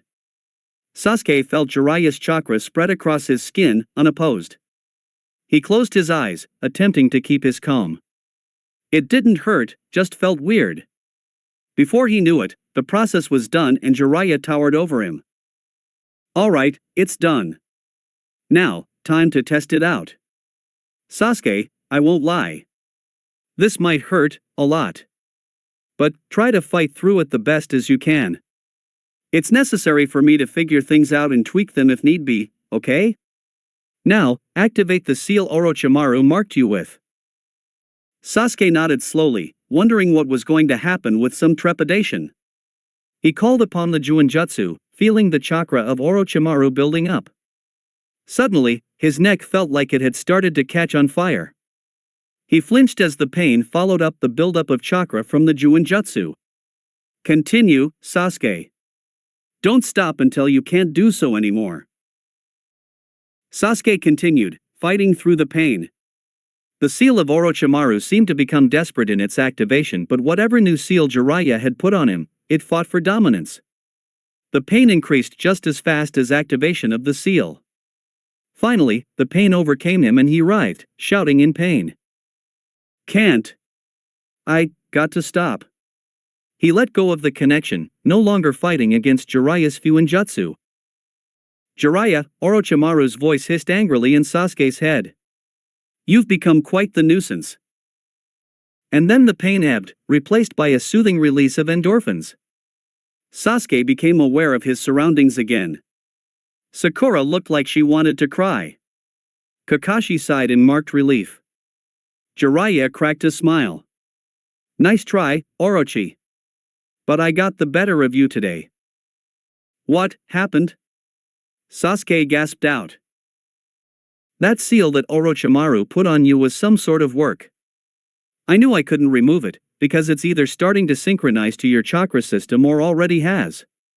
Suppressing it with Kakashi's Fujihoin wouldn't be enough because it works on your willpower, so I needed to force Orochimaru's seal down with my own willpower. The Hokage remarked, helping Sasuke stand up to his feet. Basically, I placed my own Juinjutsu on you. Every time you slip and unconsciously activate Orochimaru's mark, my seal will activate in tandem with it and cause you to feel pain out of this world. Sasuke-kun, are you okay? Asked Sakura, approaching him tentatively. I'm fine, Sasuke replied softly. The seal looks to be good, Jiraiya remarked, inspecting Sasuke's newer seal. It's holding tightly. In rest, it looks to be no sort of fighting between the three seals on your neck. I'd say you're going to be okay, kid. Nothing too complex, but simple and effective. Well done, I do say so myself. Ha. All right. Here's the serious part. Take heed now, Sasuke. I can't keep Orochimaru's seal from activating, that's still your job. All I did was tweak it so you'll be less willing to do so. You know your punishment now and what you have to do. I understand, Hokage-sama, grunted Sasuke, almost sourly. No, you don't, corrected Jiraiya. You may see all of this as a collar, so to speak, but the seal Orochimaru gave you is a death sentence. Orochimaru had a plan for you, to become a slave to his seal and then die for it. In exchange, he offered you power that may seem otherworldly but, in the end, will get you killed. Just like Orochimaru tempted you with his path, I shall do the same. The Uchiha gave the Hokage a questioning look. Jiraiya folded his arms. What if I gave you something to sweeten the deal a bit? Yes, the punishment I am going to give you is 3 years in Konoha with no sort of chance of missions past D rank, but that gives you 3 years to train to your absolute strongest. Even if we gave you a specific mission to take out Itachi, you don't have the strength now to even fight with him on equal ground. Not one bit. In fact, he would kill you, even if you somehow gained the ability to completely control Orochimaru's cursed seal. Sasuke frowned, looking down. The man was right. Of course, he was right. Sasuke had known this. He wasn't stupid. Still, he hated to hear that. You need strength beyond the clutch Orochimaru has given you. You said you want to be an Avenger, right? To take vengeance upon the killer of your clan? Then, you need to work for it, not take the easy way out. The Uchiha teen looked up at the Hokage with widened eyes. Do you mean dash? I didn't mean anything. Not right now, Jiraiya interjected with a shrug. I'll give you some time to think about it. If you accept, come see me in 3 years. For now, you can go about your way. Kakashi, Jiraiya turned to Sasuke's Jonin teacher. I have to talk to you about your assignment now. Kakashi looked over at Sasuke for a few seconds. Yes, sir. You two are dismissed then, said Jiraiya to the two genin. He started to return to his seat. As he mechanically started to walk outside the Hokage's office, Sasuke thought about Jiraiya's offer realistically. The Ten-no-Juin filled him with strength beyond his own, but it was, like Jiraiya said, a clutch. He knew Orochimaru wasn't charitable in offering power to defeat Itachi. Sasuke knew Orochimaru wanted his loyalty to him. Yet, even if the man was alive to make him enslaved into the seal's influence, Sasuke would be hard-pressed to say no to it if it gave him the edge needed to exact his revenge. Yet, now, there was something stopping him from giving in. The Hokage had already set a seal on him that was tailored to combat the Ten-no-Juin. The pain that Jiraiya's Juinjutsu gave by knowingly allowing the Ten-no-Juin to activate was unbearable. It almost made paralyzed him. Whether or not he knowingly activated Orochimaru's seal, there was little way he could fight Jiraiya's Juinjutsu. It didn't work on Sasuke's willpower like the Fuja Hoin did, meaning it was out of his control. He stopped, making a discussion. Hokage-sama. About Orochimaru, started Sasuke. His consciousness. I can feel it in the seal. Jiraiya frowned at the genin. Yes, I know. That's how he infects the people who he gives the cursed seal to. It influences them. It's more than that.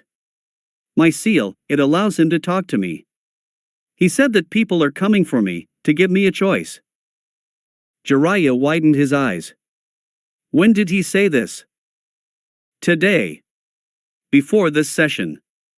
He described one person, a boy with ash-colored hair was coming for me.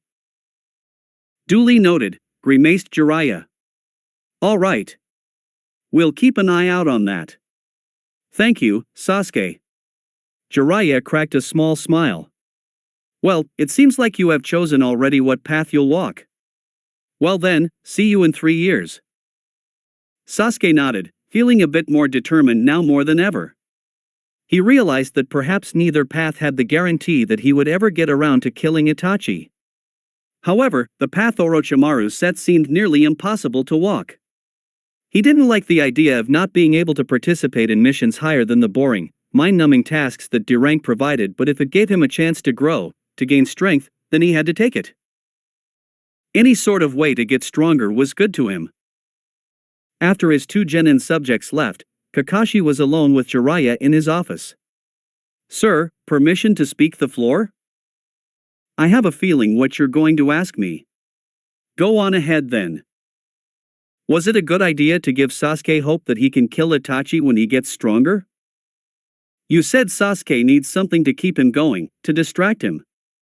Orochimaru gave him that blasted Juinjutsu in order to give him an easy power that tricked him into believing he could become strong enough to kill Itachi. I merely gave him something similar. Doesn't mean it will become a fact. Jiraiya poured himself a glass of water. Sasuke will become stronger. That's the only fact here. I can't stop that and neither can you. Trying to stop such growth will only cause more harm. Kakashi felt quite different. He would rather Sasuke just see the truth and stop chasing dreams. However, he supposed Sasuke didn't have the maturity to accept that he would probably never be able to kill his clan slayer. I see what you mean. Plus, letting Sasuke think whatever he's thinking allowed us to learn of another thing he was potentially going to keep from us. Did you know that Orochimaru could communicate with him via the seal? Kakashi shook his head. I knew the seal could tempt him because of how strong the chakra inside of it is, but I didn't think it could literally speak to him. I didn't either, and I've been studying Orochimaru's Juinjutsu for years. Jiraiya frowned deeply. When Anko met Arashi, Orochimaru's former apprentice and the Jonin who has the same kind of seal that Sasuke has, received her seal, I was sent in to inspect it by the Sandaime Hokage. Maybe. It was because it was an older version of the Ten-no-Juin that Orochimaru put on her, maybe it was because, by the time I checked the seal out, it was already receding due to her lack of wanting to use that power. In the end, she reported that the seal could not talk to her. Sasuke's seal, however, can and did. That's frightening to me. Sasuke said Orochimaru was sending someone after him. Imagine if we didn't learn that until too late and Sasuke was taken. It was good that Sasuke let us know. Hell, Orochimaru even had the arrogance to describe said person to our genin. Now we'll be ready. Jiraiya folded his hands in front of his face. But why would this person try to get Sasuke anyway? Orochimaru's dead. There's nothing to earn there, and Sasuke wouldn't willingly give himself to someone if he knows will dedicate training to him.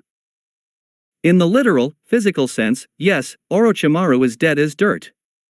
However, in the technical, spiritual part, Orochimaru isn't really dead, I'm afraid, Jiraiya corrected. You hear your student, Orochimaru's consciousness is active in the seal. If they're trying to get Sasuke, they might be trying to release Orochimaru from the seal. And that would technically revive him. Kakashi's eyes widened. Orochimaru is more of a genius than I thought. Putting a piece of one's consciousness in a seal is already a master-level skill with Fuinjutsu. Technically speaking, you can keep yourself alive like that. All you really need is a physical shell. With the way Orochimaru had the ability to jump from body to body, the thought of him being able to revive himself from death isn't too surprising, even if his original soul now resides in the belly of the Shinigami. Regardless, we're not going to let Sasuke get captured. Not at all. I'm going to make sure of it. All you need to worry about right now is your assignment. Days later. Whoa, this is amazing, Ino Yamanaka uttered in awe. Asuma Sarutobi smiled at his genin student, puffing white smoke from his cigarette. That it is.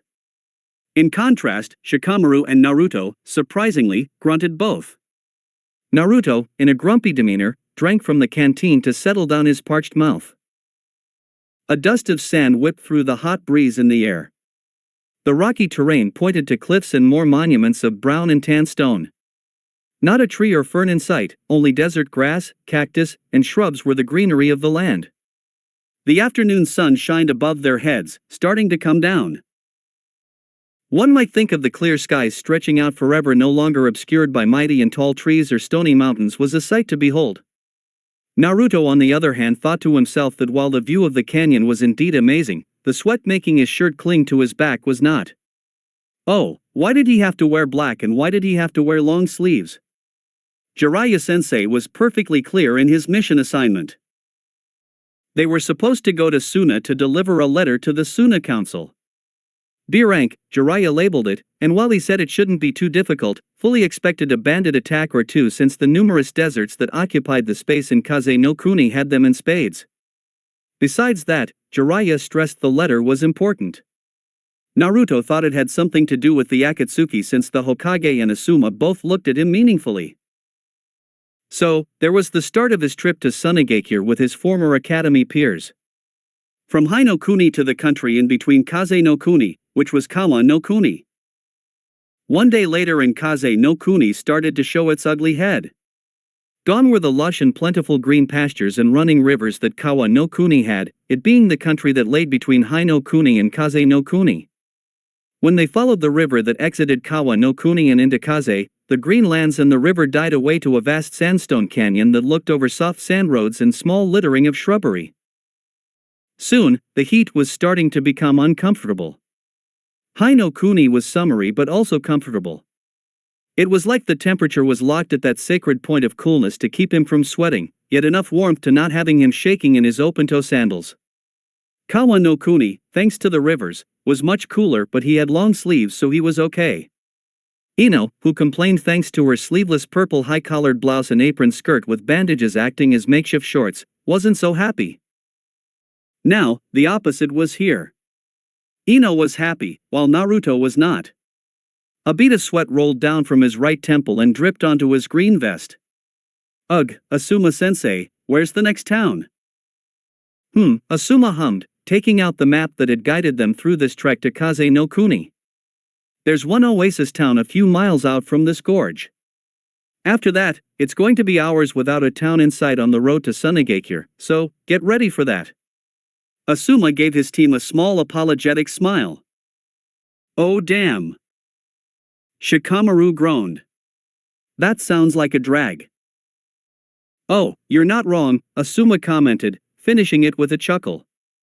It's going to be especially draining since it takes a lot of energy walking through sand than normal pavement or ground. Pretty soon, the sand levels are going to increase and you'll understand what a dune is. So, tonight, we rest at the oasis town coming up, then we'll make our way to Suna. Sounds good? Yes, sir. All three lower-ranking shinobi spoke in unison. Then let's go and get out of this sun. Asuma had already started following the canyon, looking for the way down. Another half-hour later, they had started walking in the arid desert. Naruto finally learned what walking on a dune was. The loose sand of the hill made it near impossible to focus his chakra thoroughly to help him climb it. He wondered if he could have used his earth release ninjutsu to tunnel under the desert but thought against it as that wouldn't this task any better. Ino and Shikamaru joined him in vocalizing their anguish. Asuma laughed at them. Naruto had become frustrated with it, so much so that when inevitably some stupid bandits did come to try and ambush them, he was perfectly keen on releasing his anger out of them. As he used his earth release and his Rasengan to tear through a few bandits, Naruto watched as Asuma's wind release working. With it, he cleanly cut a path through any bandit who swung scimitars at the Jonin. When one bandit tried to dramatically have a duel with Asuma channeling wind chakra into his knuckle blades, trench knives Asuma would later call them. They turned into long, blue blades of pure chakra, strong enough to shred through the sword of the bandit and then the bandit itself. The wind element was quick, clean, and strong. Not to mention, offensive. What his own earth release sometimes lacked, it was offenses in range. He had learned plenty of defensive techniques like summoning earthy constructs to protect him, or disabling techniques like Doton, Yomi Numa, which could be used to give him a chance to use a follow-up attack. However, not a lot of his techniques had a lot of range or much offensive power behind them outside of just throwing rocks at people. He had gotten better with earth release enough to make his moves come out fast, but if he fought a wind user, he would be outmatched in casting speed. Earth was just too slow. Wind release, however, was fast, invisible to the naked eye unless you noticed the distortion in the air, and encompassed such good range that his earth release lacked. He stewed on it for a bit as they picked up and left the scene of bandits. As Ino and Shikamaru took up the rear guard, Naruto, who worked the middle, took his chance to ask their leader his question. Hey, Asuma-sensei? Yes, Naruto? That was wind release you were using back there, right? Do you think you could give me some tips on how to use it? Asuma murmured, taking a drag from his cigarette. After releasing a white cloud, he questioned, you got earth release, so why do you want to learn another element? Well, earth release isn't as offensive as your wind. Asuma only made an ah sound and nodded, taking another puff from his cigarette. Naruto continued elaborating. So, I wanted to expand my repertoire on ninjutsu outside my own element. The Sarutobi man chuckled. That's good to hear. A good ninja knows that no technique, no matter how powerful, is perfect and finds something to cover that weakness. That goes for every element as well. Earth is strong and sturdy but struggles offensively, while wind is fast and powerful but struggles defensively. And my earth is weak against lightning release ninjutsu, while wind beats it, added Naruto. So, I was wondering if I could get some tips on using some wind release. Naruto did not want to explain that Sasuke's affinity was lightning, and that was why he was also asking all about wind release. So, he left that little detail out. Asuma rubbed his black goatee a little. I don't think I mind sharing the help, but honestly, wind release training takes time to learn, time that we can't spare on this trip. I also couldn't tell you definitively that I could help you when we get back to the village. I would suggest either finding a wind release user willing to help you or getting some tips on it at the library at the village. Ah, I see, Naruto uttered with a small frown. Yeah, sorry about that, the Jonin apologized earnestly. But hey, keep it on your mind. It might be something to do. Still, you seem to believe you have mastered your Earth release affinity so quickly. That's because I have, or at least, I'm close to mastery level.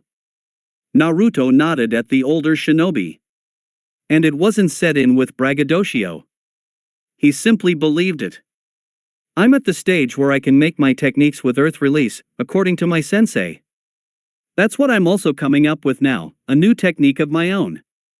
Still, learning some more techniques outside of that project I have wouldn't hurt.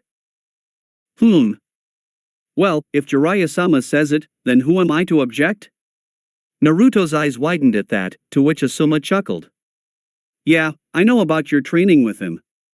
Don't worry. Your secret is safe with me. Only very few people know about it anyway. But yeah, good for you. Surprising too.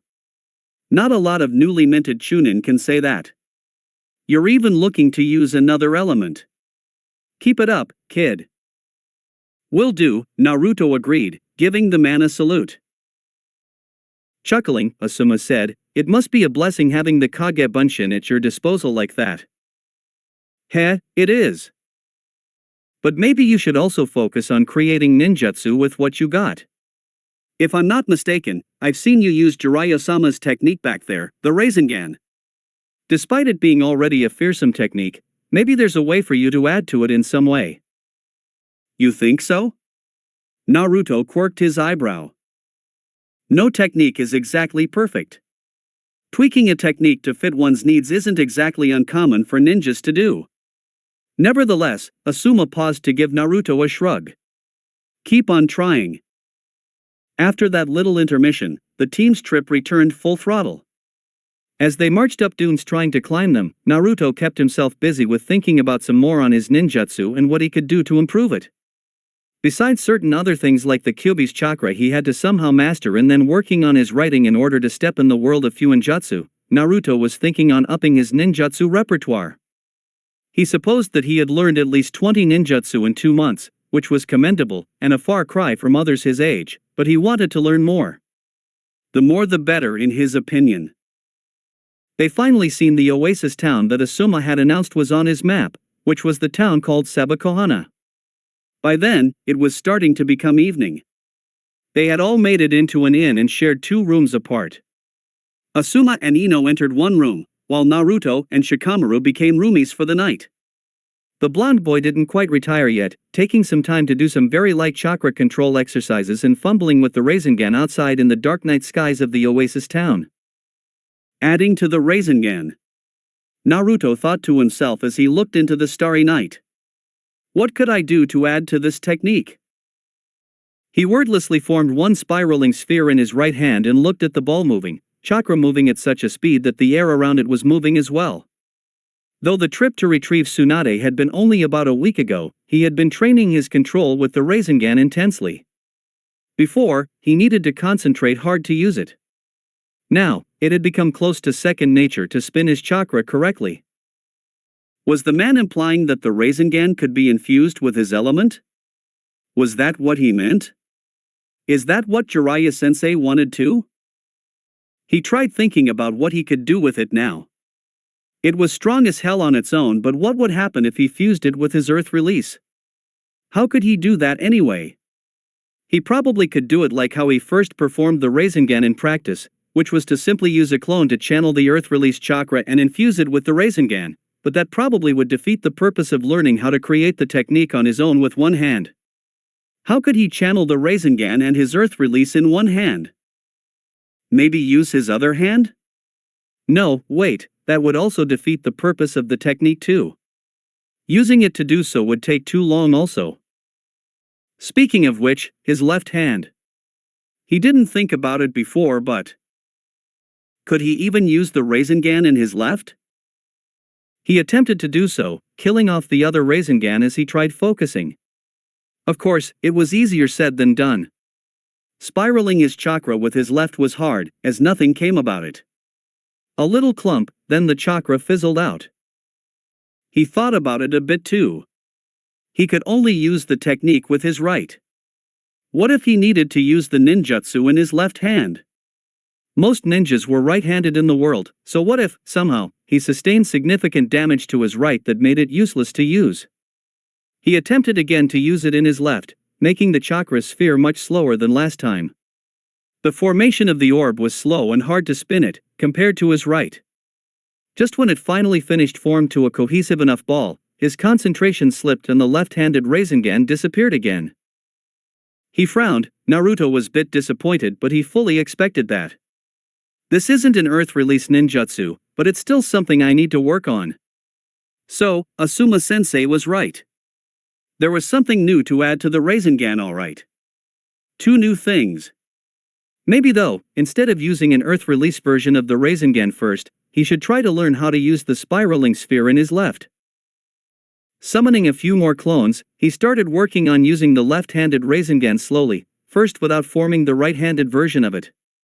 He only got to work on it for an hour as he realized starting this new project this late in the night was silly. By the time he knew it, his clock had said it was 9:45 p.m. Asuma warned that after breakfast around 8 a.m., they would be out to venture on their trip. He left his new training idea alone for now, but it held promise. The idea of wielding 2 Rasengan spheres in battle was so cool. The next day around noon, Naruto and his team finally neared the gates of Sunagakure. Stuffed inside a valley fortified by sandstone, the stone gates came to view. Naruto released a sigh of relief, as Ino cheered out loud his thoughts. Finally, we're here. Asuma chuckled, remarking they were going to hate going back to the desert in 2 days after their visit was done with. The Chunin at the gate asked for the papers and Asuma showed them the reason they were here. We're here on orders by our Hokage to visit the Suna Council and give them this scroll. One of the Chunin inspected the mission details and the sealed scroll for a few seconds before giving it to his partner. His partner marked it on their ledger and passed it back to Asuma. They opened the gates wordlessly and Asuma's team passed through. Following Asuma, who knew his way to the Kazekage's office building where the Suna Council would be, Naruto took in the nearly city-sized village. Besides the brown stucco and clay buildings, a difference between the wood houses back home in Konoha, and how the color tan was used everywhere in the village, there wasn't much of a difference between here and Konoha. The heart of Suna, the Kazekage's office, wasn't the tallest building in the sand village, but it certainly was emblazoned with a giant red mark. And all major roads in the village apparently lead to it. In fact, walking to it was literally a straight line. They couldn't miss it even if the team wasn't being led to the Kazekage's office by Asuma. Upon coming to the office, Naruto and his peers got the details from the main people in charge of this village. They were told that they would be allowed to visit parts of the city, while their leader Asuma dealt with giving the scroll out. 2 rooms at the hotel were also set for them. They could do nearly anything they wanted around Suna, so as long as they did not cause any trouble. Granted, they were warned that they would be followed by certain other ninjas to know about their whereabouts, but Naruto wasn't complaining much. Hitting the main streets again, after an arduous morning, the first thing in the youngsters' minds was food. They walked, wondering what to feast on. A ramen stand caught his eye. Oh, I know what I want. Ino looked briefly in the direction of the stand before the blonde Yamanaka's face soured. Ew, ramen? Yep. Got to get my fix. You sound like Asuma and his rampant smoking addiction, Ino snorted. Forget that, we're going to catch something better. Right, Shikamaru? I'll catch up later with you guys. Wait, what? Shikamaru groaned. Ino, why can't we keep it simple? After all, ramen doesn't sound too a sentence died in his throat as the female genin glared at him. Remember, we're supposed to go to the hotel they have set for us, Ino reminded Naruto. So, don't forget. Meet us there. Nodding, Naruto uttered, I got it. Right. See you later. Why aren't you helping me from this woman, Naruto? Shikamaru whined. Well, put up a better fight, Shika, Naruto retorted cheekily. We're the same ninja rank. Aren't we supposed to help each other out? Shut up and come with me to get some food already. The Yamanaka heiress growled at her former teammate, to which he sighed like he was resigned to his fate. Trouble blondes, was the last comment he heard from Shikamaru before Ino dragged the Naruto away. Naruto snickered as he went to the shop to grab a bowl of his favorite noodle soup. Ordering the basic ramen on the shop's menu, the classic miso-flavored, he was halfway enjoying the lunch until he heard a familiar voice. "Oi, why are you here, runt?" Naruto slurped up his noodles to see who it was. It was the wind user from the Chunin Exams with the quad pigtails hairstyle who attempted to kill him and his peers before. Fancy seeing her here. And did the bitch really have to call him a runt? So the hell what he was short for his age? He was only 13. He gave her a mock blank look. "Have we met before? Are you kidding me?" The blonde shinobi glowered at Naruto. "It's Temari, you imbecile. We fought twice." The blank look was still plastered on his face. She was starting to turn red. "Don't tell me you forgot already." Naruto tried not to snicker but failed. "Ha ha ha. Oh, yeah.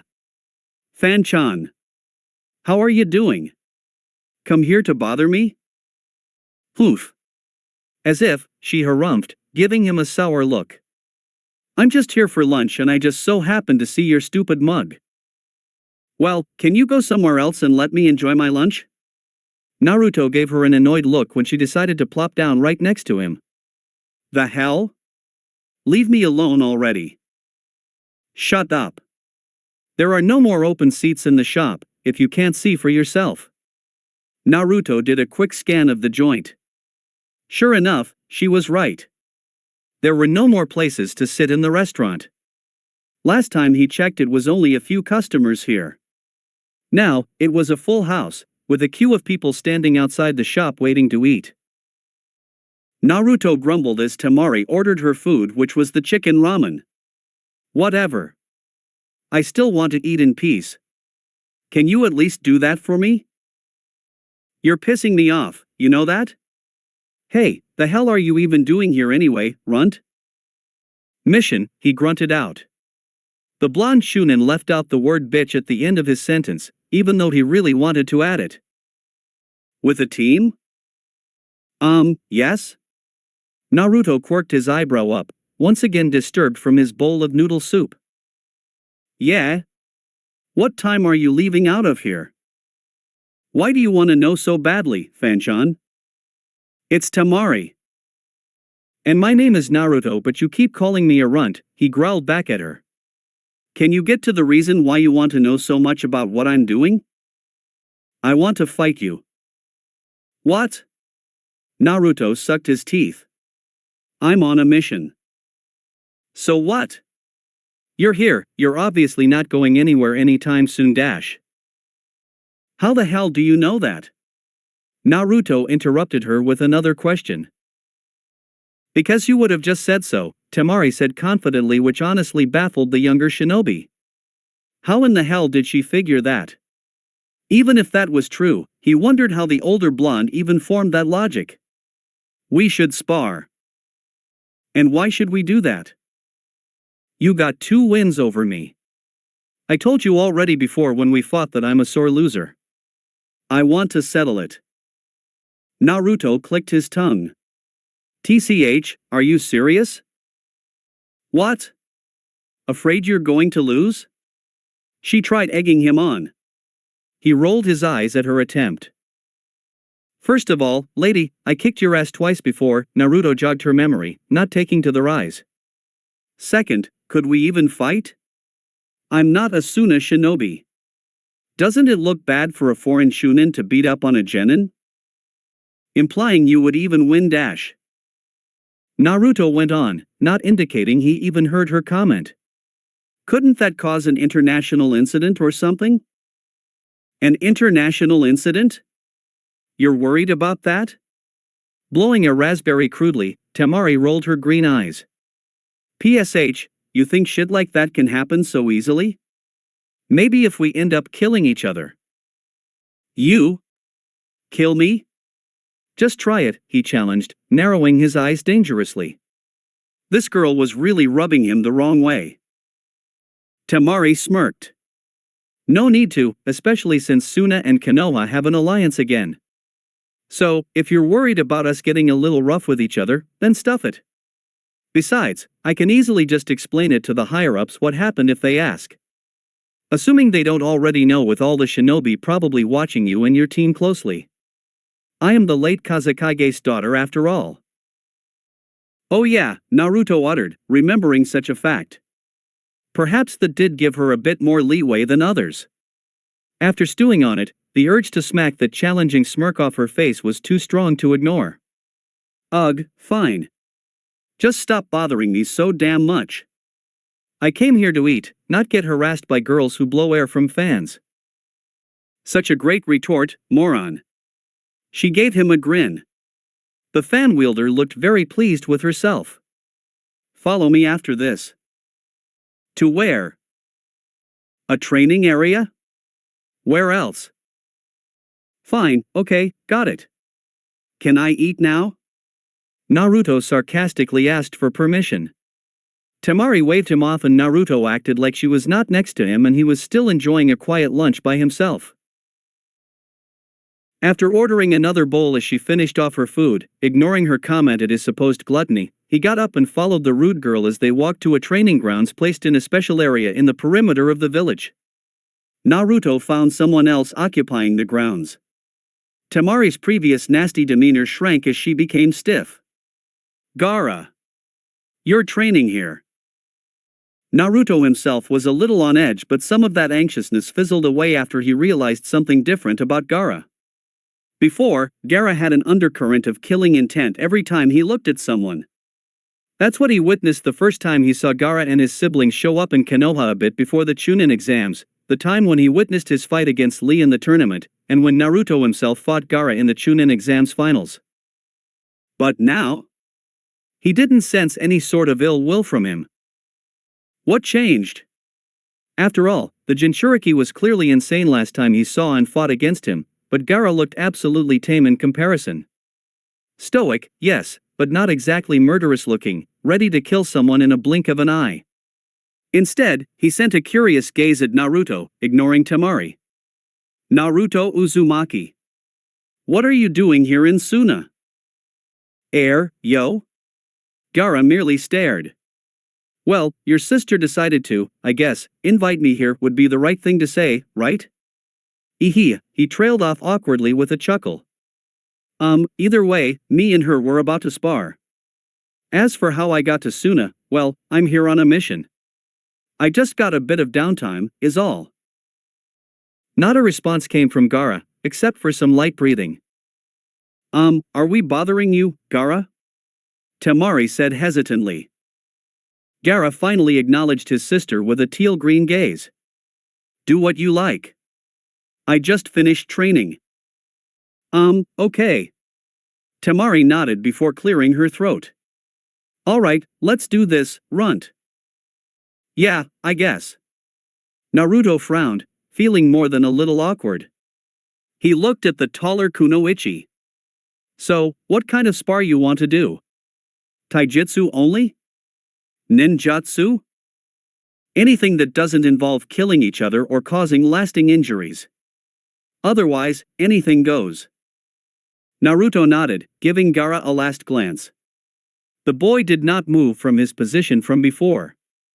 Are you going to leave? No. I want to stay and watch you too, the redhead said in a hoarse, rough tone. Again, Naruto did not sense any sort of ill will from him. The blonde scratched his head. Oh, okay. I didn't think you would be interested. The redhead Jinchuriki did not respond. He folded his arms expectantly like he was waiting for them to start fighting. Which was probably what Naruto and Temari should be doing, yet both expected Gaara to do something drastic. Naruto felt his gaze trained on him behind his back. He kept himself calm. However, Temari's reaction wasn't normal. Wasn't a sister supposed to be easygoing and relaxed with her younger sibling? Yet, she too looked like she expected Gaara to kill her when her back was turned, paling up a bit in her face when she saw her brother. He tried to remember back before. In his limited interactions with her, Could he remember a time where she was relaxed around the Jinchuriki? Screw it, Naruto thought to himself, removing himself from thinking. With a cough and a pointed look at his opponent, he asked, "So, are we going to fight or what?" Temari nodded wordlessly and took the familiar metal fan off her back, indicating she was ready to do so. She opened up her war fan up completely. 3 purple circles on the fan were visible. Without warning, Naruto sent a clone to her, remembering what strategy he used against her during their 2 bouts. Temari was strong enough to spam wind ninjutsu without seeming winded, that much was obvious. What was also obvious was she liked to keep her opponents at mid to far range, indicating her taijutsu was lacking. She was ready for his clone, of course, as she quickly swung her fan, not summoning a technique or anything, but using it as a blade as she swung on the shadow clone like one would use a knife. The clone exploded unexpectedly. He wasn't counting on it to do anything, just feel her out. Not a second. Later, however, he created clones underground without her knowledge, while the Uzumaki Chunin used another 2 topside to attack her from different angles. The plan this time was to apply Earth Chakra to her war fan and have it become useless to her by making it feel heavier than usual. Once any one of his clones did so, then she would be easy pickings. However, Temari too learned from her mistakes from last time, and instead of standing to defend against the boys using whatever tactic necessary, she covered her retreat with a small wave of her fan.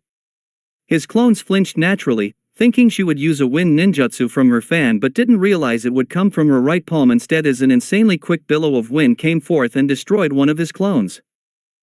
Then she jumped as 3 clones tried to shoot up at her, 1 from before and the 2 from the underground. It was as if she knew what Naruto planned to do before, and her deftness allowed her enough time to perform 3 hand seals. Kamaitashi no Jutsu. A gust howled out as it was thrown below her, to the shadow clones. They could not defend, and subsequently, all 3 of his clones were destroyed. Naruto would have pursued her himself, but, by reflex, threw his hands up to cover his face from the miniature sandstorm she created. When he looked back up, all the Konoha Chunin saw was the particles of dust and sand floating back to the ground slowly in a thick cloud. He yelped helplessly when he heard the distortion of the wind again, and the gust from before came jetting at him. Knowing there was no time to move, he defended, coating his entire body with Earth Chakra to weather the storm. The wind sliced at his skin, but much more damage was avoided thanks to using his Earth release. The cuts were annoying, sure, but at least he still had his limbs. Temari was rearing back her fan for another gale, seeing as it didn't do much to Naruto. However, in that space of a second, Naruto followed with another ninjutsu. Rocks floated and dropped over Temari's head. She dodged them quickly. Again, he didn't count on them to actually hit him, as it seemed that technique almost never did. Naruto summoned 6 clones with the objective to swarm her. Then, after he waited for a few seconds, he created 4 more. The Chunin fully expecting her to defend until she could attack. The objective of the first 6 clones weren't to land a clean hit on her, but to box her in, covering all forms of escape, deliberating giving out the option to go up in the air on a silver platter. Predictably, she did go up and clones followed her. But the 4 that followed her up weren't normal shadow clones. As usual, he summoned a few doppelgangers. However, this new batch of clones was infused with his Earth Chakra and added them to the mix seamlessly because they did not stick out. Like he had done with his battle with Tsunade, if his opponent destroyed the clones at close proximity, then the mud would hit them and slow them down enough for him to follow it up. Temari didn't have enough time to swing her fan, as Naruto's clones made sure to stick to her without giving her any sort of breathing room to use hand seals for her wind ninjutsu. Because of this, she had to swing at them with the fan instead, becoming a mistake as mud exploded on her. Naruto watched as she descended, looking shocked. The other 6 clones ran up to her as 2 clones grabbed onto her arms and 2 grabbed her legs, further holding her down. The fan was discarded somewhere fan from her as 2 free clones guarded it. The real Naruto started to go towards her to finish things up with a punch, but balked as Temari pulled out one more move. Like Sasuke had done before, she used chakra flow to escape her bindings. Spreading chakra around her body, wind removed the hardening mud that weighed her down and also cut the clones who held her down. Impressive, but it wasn't like Naruto was exactly viewing all of this without doing something next. The 6 clones attempted again to fight her, this time much more seriously. allowing Naruto to finish the sequence of his favorite disabling technique. Sand transmuted into a murky swamp produced by the effects of Doton, Yomi Numa, which stretched to Temari. As she sunken, the clones nearby attacked her at such frequency, she couldn't concentrate enough to use her chakra flow technique from before. Any sort of escape plan became zilch. Naruto's clones once again held her as Naruto crouched behind her with a kunai to her neck, which was one of the only parts of her not submerged in the dark brown bog. Instead of saying anything else, Temari sighed. Damn, you got me once again. Shadow clones and some sort of earth-infused clone too? Yep, Naruto grinned behind her. I thought I had you with my Kamaitashi no Jutsu, but I didn't expect you to just go through it, until I remembered that's what you did last time in our last fight. Ah, your style of fighting is so tough to deal with that, I'll admit. Temari shook her head. I concede. Naruto first dispelled his clones, then he removed the Suna shinobi from the murk, allowing her to stand up. She continued to show him her back as she went to retrieve her war fan. That's 3-0, she announced almost blankly. When she got her weapon and turned around to see him, the blonde kunoichi smiled at Naruto and reproached the boy. Temari didn't look too upset by her loss. Next time, I'll find something else to beat you with. Next time? Naruto raised an eyebrow as he parroted her sentence. What, you think I'm going to let you beat me 3 times in a row and not get a score on the chart? Please. She cocked her hip, placing her fan on her back again. I'm a sore loser, but I'm also the type to keep going at it until I figure it out. I'll find a way to beat you. Even with all those damnable clones of yours. Humming a bit, Naruto nodded. He had to admit it was enjoyable fighting the blonde kunoichi, even if she was a bit of a bitch. Naruto grinned back at her. Good luck with that. We can fight whenever you want. Intriguing. Gaara's voice sprang up to interrupt the bantering. Naruto supposed that was what he and Temari were doing. Uzumaki, you are strong. Thanks. The blonde rubbed his head, feeling a bit awkward. It wasn't out of embarrassment or glee at Gaara's approval, but the way he blankly acknowledged his talents. It sounded pretty strange. In a weird sort of impulse, Naruto asked without much thinking, do you want to spar next? Gaara stared at the blonde again with those pupil-less teal green eyes that honestly unnerved him before shaking his head. I do not think that is a good idea. And why's that? Truthfully, my moth dash, Gaara paused. I am sure you are aware of my status as a Jinchuriki. Temari gasped. Gaara. Ignoring his sister as if he didn't admit to an S-class village secret, Gaara continued, my relationship with my tailed beast is poor, at best. Outwardly, Naruto scratched his head, feeling very confused. Where are you going with this? My tailed beast, the Ichibi no Shikaku, wishes that I kill you on this spot, right now, Gaara flatly replied. All throughout your spar with Temari, it wished for me to crush you with my sand ninjutsu. Even now, it screams for your blood, more than anyone else's. Naruto took a step back, or rather, 4. Hell, he was close to using the Shunshin no Jutsu and hightail it out of the training grounds. Why haven't you just, try it? Because I do not wish to do so, Gaara uttered, unfolding his arms. I do not wish to live the way it wants me to live. He didn't know what else to say to that. He stopped backing up. I see. Why does it hate me? I do not know. There's something about you that irks it. Surprisingly, the monster inside of him gave him a hint. Poor Shikaku. Can't fight me, so Shikaku is whining inside that sand shinobi's head. Pathetic. Hearing the Kyuubi gloat, Naruto now had a good idea of what happened. So, Shikaku wanted Naruto to die because there was a tailed beast inside of him, one that apparently hated the Ichibi. Gaara didn't seem to know that though, and Naruto wasn't about to spill that he too was a Jinchuriki. Strangely enough, he had to crush down that feeling of wanting to admit he was a Jinchuriki. It was weird. Another impulse came to him and Naruto couldn't help but let it slip from his lips. You know, whenever you do decide how to live without being worried about Shikaka making you go insane, we should fight. Naruto set the redhead a small smile. After all, you are leading a 1-0 against me. Gaara didn't say anything for the longest, simply staring at Naruto for the longest before very slightly nodding at him. The Ichibi Jinchuriki turned to leave the training grounds. For some reason though, Naruto felt Gaara wasn't all that bad. Not at all. Naruto had learned a long time ago that while his instincts could land him in a heap of trouble, they often didn't steer him wrong. Even if it didn't seem like Gaara wasn't all that different from before, he read between the lines. Naruto looked underneath the underneath like Kakashi-sensei used to preach. Gaara could have listened to his tailed beast, submitted to its will, and killed Naruto during his battle with Temari.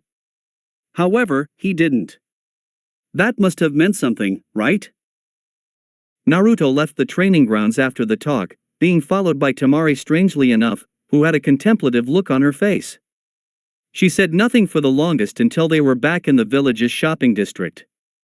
You know, that's the longest I ever heard Gaara hold a conversation without announcing he was going to kill someone. First time for everything? Naruto shrugged. The blonde kunoichi hummed non-committally, back to musing a bit. He wants to kill you specifically, huh? Why is that? Beats me. Another hum. And why did he just tell you all of that? I don't know. Naruto sighed exasperatedly. If you can't figure out the enigma that is your brother, I don't know how you expect me to figure out him. Another hum from Temari grated Naruto's nerves. Instead of snapping at her, he sighed and stopped. Turning around, he took a look at her. She too stopped, looking a bit surprised. Hey, your brother is a Jinchuriki, right? You moron. The blonde kunoichi glared heatedly at him. Don't say anything like that in public so calmly. Sorry, he stated, though he didn't really feel so. But still, he is. Temari sighed. I don't even know why he told you that, but yes, he is. Is that's why you're afraid of him, right? That earned him a flinch from her. She hesitated and nodded. He hasn't been right in the head since, ever. I can't think of a time he was okay. He's dangerous. Really? He seemed okay today. Do you know what a Jinchuriki is? A demon vessel. A carrier of a tailed beast, Naruto calmly told the kunoichi. He finished bitterly in his head with, a sacrifice, a person chosen just because. Then you. So, what are you saying? That all Jinchuriki are killers and dangerous? Is that at all any different from our jobs as ninjas? Temari sighed. Of course, there's a difference. Ninjas who aren't unhinged or psychotic can walk around normally without killing people. It's about control and Jinchuriki lack it. So how many Jinchuriki have you met? Not many, she admitted with a frown. I won't lie about that. Still, Gaara is dangerous. He has to be. Jinchuriki have tailed beasts in them, so they have to be at least inherently dangerous, right? I mean, you heard him. He said to you that the Ichibi wanted him to kill you for some weird reason that Gaara doesn't even know. Doesn't that scream dangerous to you? But he also said he refused to listen to it. You must have caught that if you heard what he said about his tailed beast before, right? Naruto fussed. Perhaps there's a reason why he didn't just kill me, you know? Or even you. Maybe he wants to change? Maybe his demon made him do those things? I mean, you were there too. You heard him. He didn't want to live the way the Ichibi wants him to live. And you know this, how? How could you know about Gaara's intentions, especially more than the people who have to deal with him on a daily basis? The kunoichi challenged with narrowing eyes. I guess I don't. Naruto shrugged, feigning defeat. Like I said, you'll have an easier time figuring it, Gaara. And why would I want to? I don't think you have him all figured out like you think. As someone who deals with him on a daily basis, you sure had a lot of questions about him before. After all, do you have an answer to why he didn't just listen to his tailed beast? Temari was silent, back to her mulling. Anyway, why are you following me? Naruto asked. I'm just getting something to eat, Temari explained, rolling her eyes. We're just heading in the same direction. Naruto rolled his own eyes. Okay then. Well, I'm going on ahead. Later. Not bothering to hear her response, Naruto left Temari. He was glad to be away from her. He was not sure what to make of Temari at all. She was rude as hell, but she had put up a good fight, and wasn't like any of the girls he knew back at home who were worried about dieting or obsessed over a boy like most of the girls was for Sasuke. She was pretty serious as a kunoichi. But he disliked her obvious bias towards Jinchuriki. She acted like she knew all about them, but really, she didn't know a damn thing. It was pretty damn annoying. In all honesty, yeah, Naruto could see where she was coming from. But then again, he also was a Jinchuriki and Naruto wasn't unhinged, evil, or dangerous. Temari lumped Jinchuriki together them like they all were murderers and couldn't interact with the rest of society. It made him pissed off. In Gaara's case, he started to feel a bit more for the teen. He did to Gaara like Temari was doing now. He squared away Gaara, since the Chunin Exams preliminaries, as a freaky, dangerous ninja who was bloodthirsty and sadistic. Now after today, Gaara wasn't exactly as bad as of a person he thought he was before. In fact, there was something sad about the boy. The Suna shinobi was a Jinchuriki and that's what they shared in common. Naruto's childhood was full of loneliness and isolation from other kids, people who talked about him at a distance when they thought he wasn't listening, and the bunch of them trying to ignore him altogether. Gaara's village didn't seem different. In fact, his sister was afraid of him. He couldn't imagine how the rest of his village felt. Of course, Gaara wasn't exactly the quieter, calm person he seemed to be now. Before, he was downright bloodthirsty, killing for a tailed beast who wouldn't shut up about murdering someone. What a terrible childhood that must have been. The bloodlust, the killings, even if he had done it, it wasn't there from the beginning. Children weren't born evil, and that attitude doesn't just come to fruition overnight either. It comes through several traumatic experiences. That was the power of loneliness, isolation, fear, and hatred. Naruto supposed maybe he felt for Gaara because he could picture that being him in a different world. In a different world, if there was no Iruka-sensei, no Sarutobi Gigi, no Team 7, and even no Jiraiya-sensei, he would have been some grimly named psychopath that slaughtered people because his demon wouldn't stop tormenting him. All his life he was hated and despised because of having the Kyuubi, treated like trash because of a circumstance that he himself had no control over. Maybe it was just the same way in Sunigakure. Yeah, he breathed out as he stood in places people passed by him. That could have been me. They came in the evening, scoping out the village's gigantic valley without worry. Thanks to her chakra suppression technique, they would be fine so as long no one saw them visually. She had gotten better at it, she could apply now separately to others while she kept her chakra. Her reserves were, in her opinion, minuscule compared to the reserves of people she knew, but she was still of Uzumaki heritage. Her chakra was still abundant compared to the average shinobi. Suppressing her chakra enough so she could use chakra but not stand out too much, she opened her mind's eye with the Kagura Shingon. Moving past the modest chakra level of guards in Sunigakure's front gates, and of the other signatures that sat on the walls trying to be hidden, she moved mentally into the city-like village, peering through hundreds of chakra signatures. She focused on the more powerful signatures. A group of them sat together near what she assumed was Suna's council. There was no Kazekage, so she didn't sense the chakra which she would assume would be powerful and nearly overwhelming. She attempted to find him, but then she gasped as she felt something else, a signature that confused her great. What? Was that their target? But it didn't feel like it should belong to him. This chakra signature felt warm, enticing even.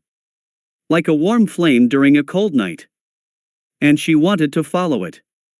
She wanted to stick her hand in it. What do you see? A baritone voice snapped her out of her stupor. Karen-sama? Karen shook her head, trying to focus. I found one chakra signature that looks like it belongs to a Jinchuriki. It dwarfs everyone else's in this village, even the Jonin. It could be him.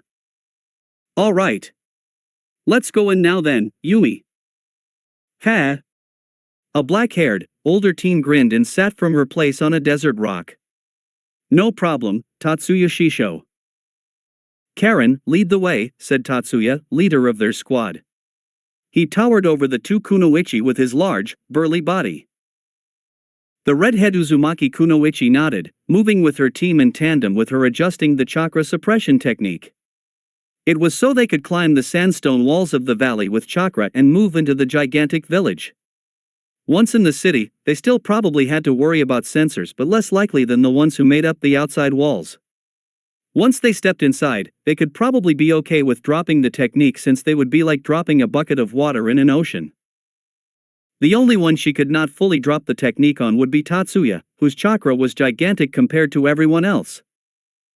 It took them not too long to find the signature. On the other side of the village, and approaching what seemed to be a training grounds, they had found their target and Karen now knew who it was that was outputting such a large chakra signature. He had blonde hair the color of hay, a focused look in his blue eyes as he held a curious-looking spherical chakra orb in his hand, and had that warm flaming power inside him. A flame that still needed a bit more kindling but still strong.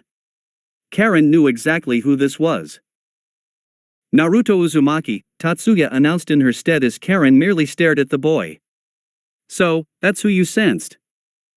What's he doing here? Yumi questioned. We're not supposed to go for him. Does it matter? He isn't our target. Karen-sama, Tatsuya called, turning to the redhead who almost didn't hear her name. Try finding our target. Our information says he's here and not out of the village on a mission. He must be somewhere close. Karen nodded, swallowing. Man, is this what she was warned about when she started sensing chakra? Sensing something like Naruto's chakra was enticing and it was all she wanted to focus on.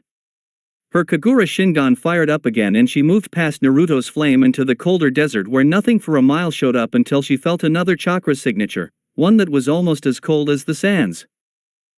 I found him. Karen pointed out of the village and to the desert. He's just a bit away. Let's go. Karen could only grit her teeth and leave. She didn't know the boy in front of her at all, only his chakra. Why was she so damn drawn to it? All she wanted to grasp at it and keep it to herself. Perhaps another time they would meet. After all, they were both Uzumaki and it was only a matter of time before they all came together.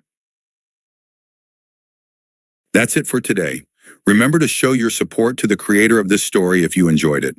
If you would like more parts of the story to be uploaded, leave a comment and subscribe to get notified when the story continues. Bye-bye for now, and I hope that you all have a wonderful rest of your day.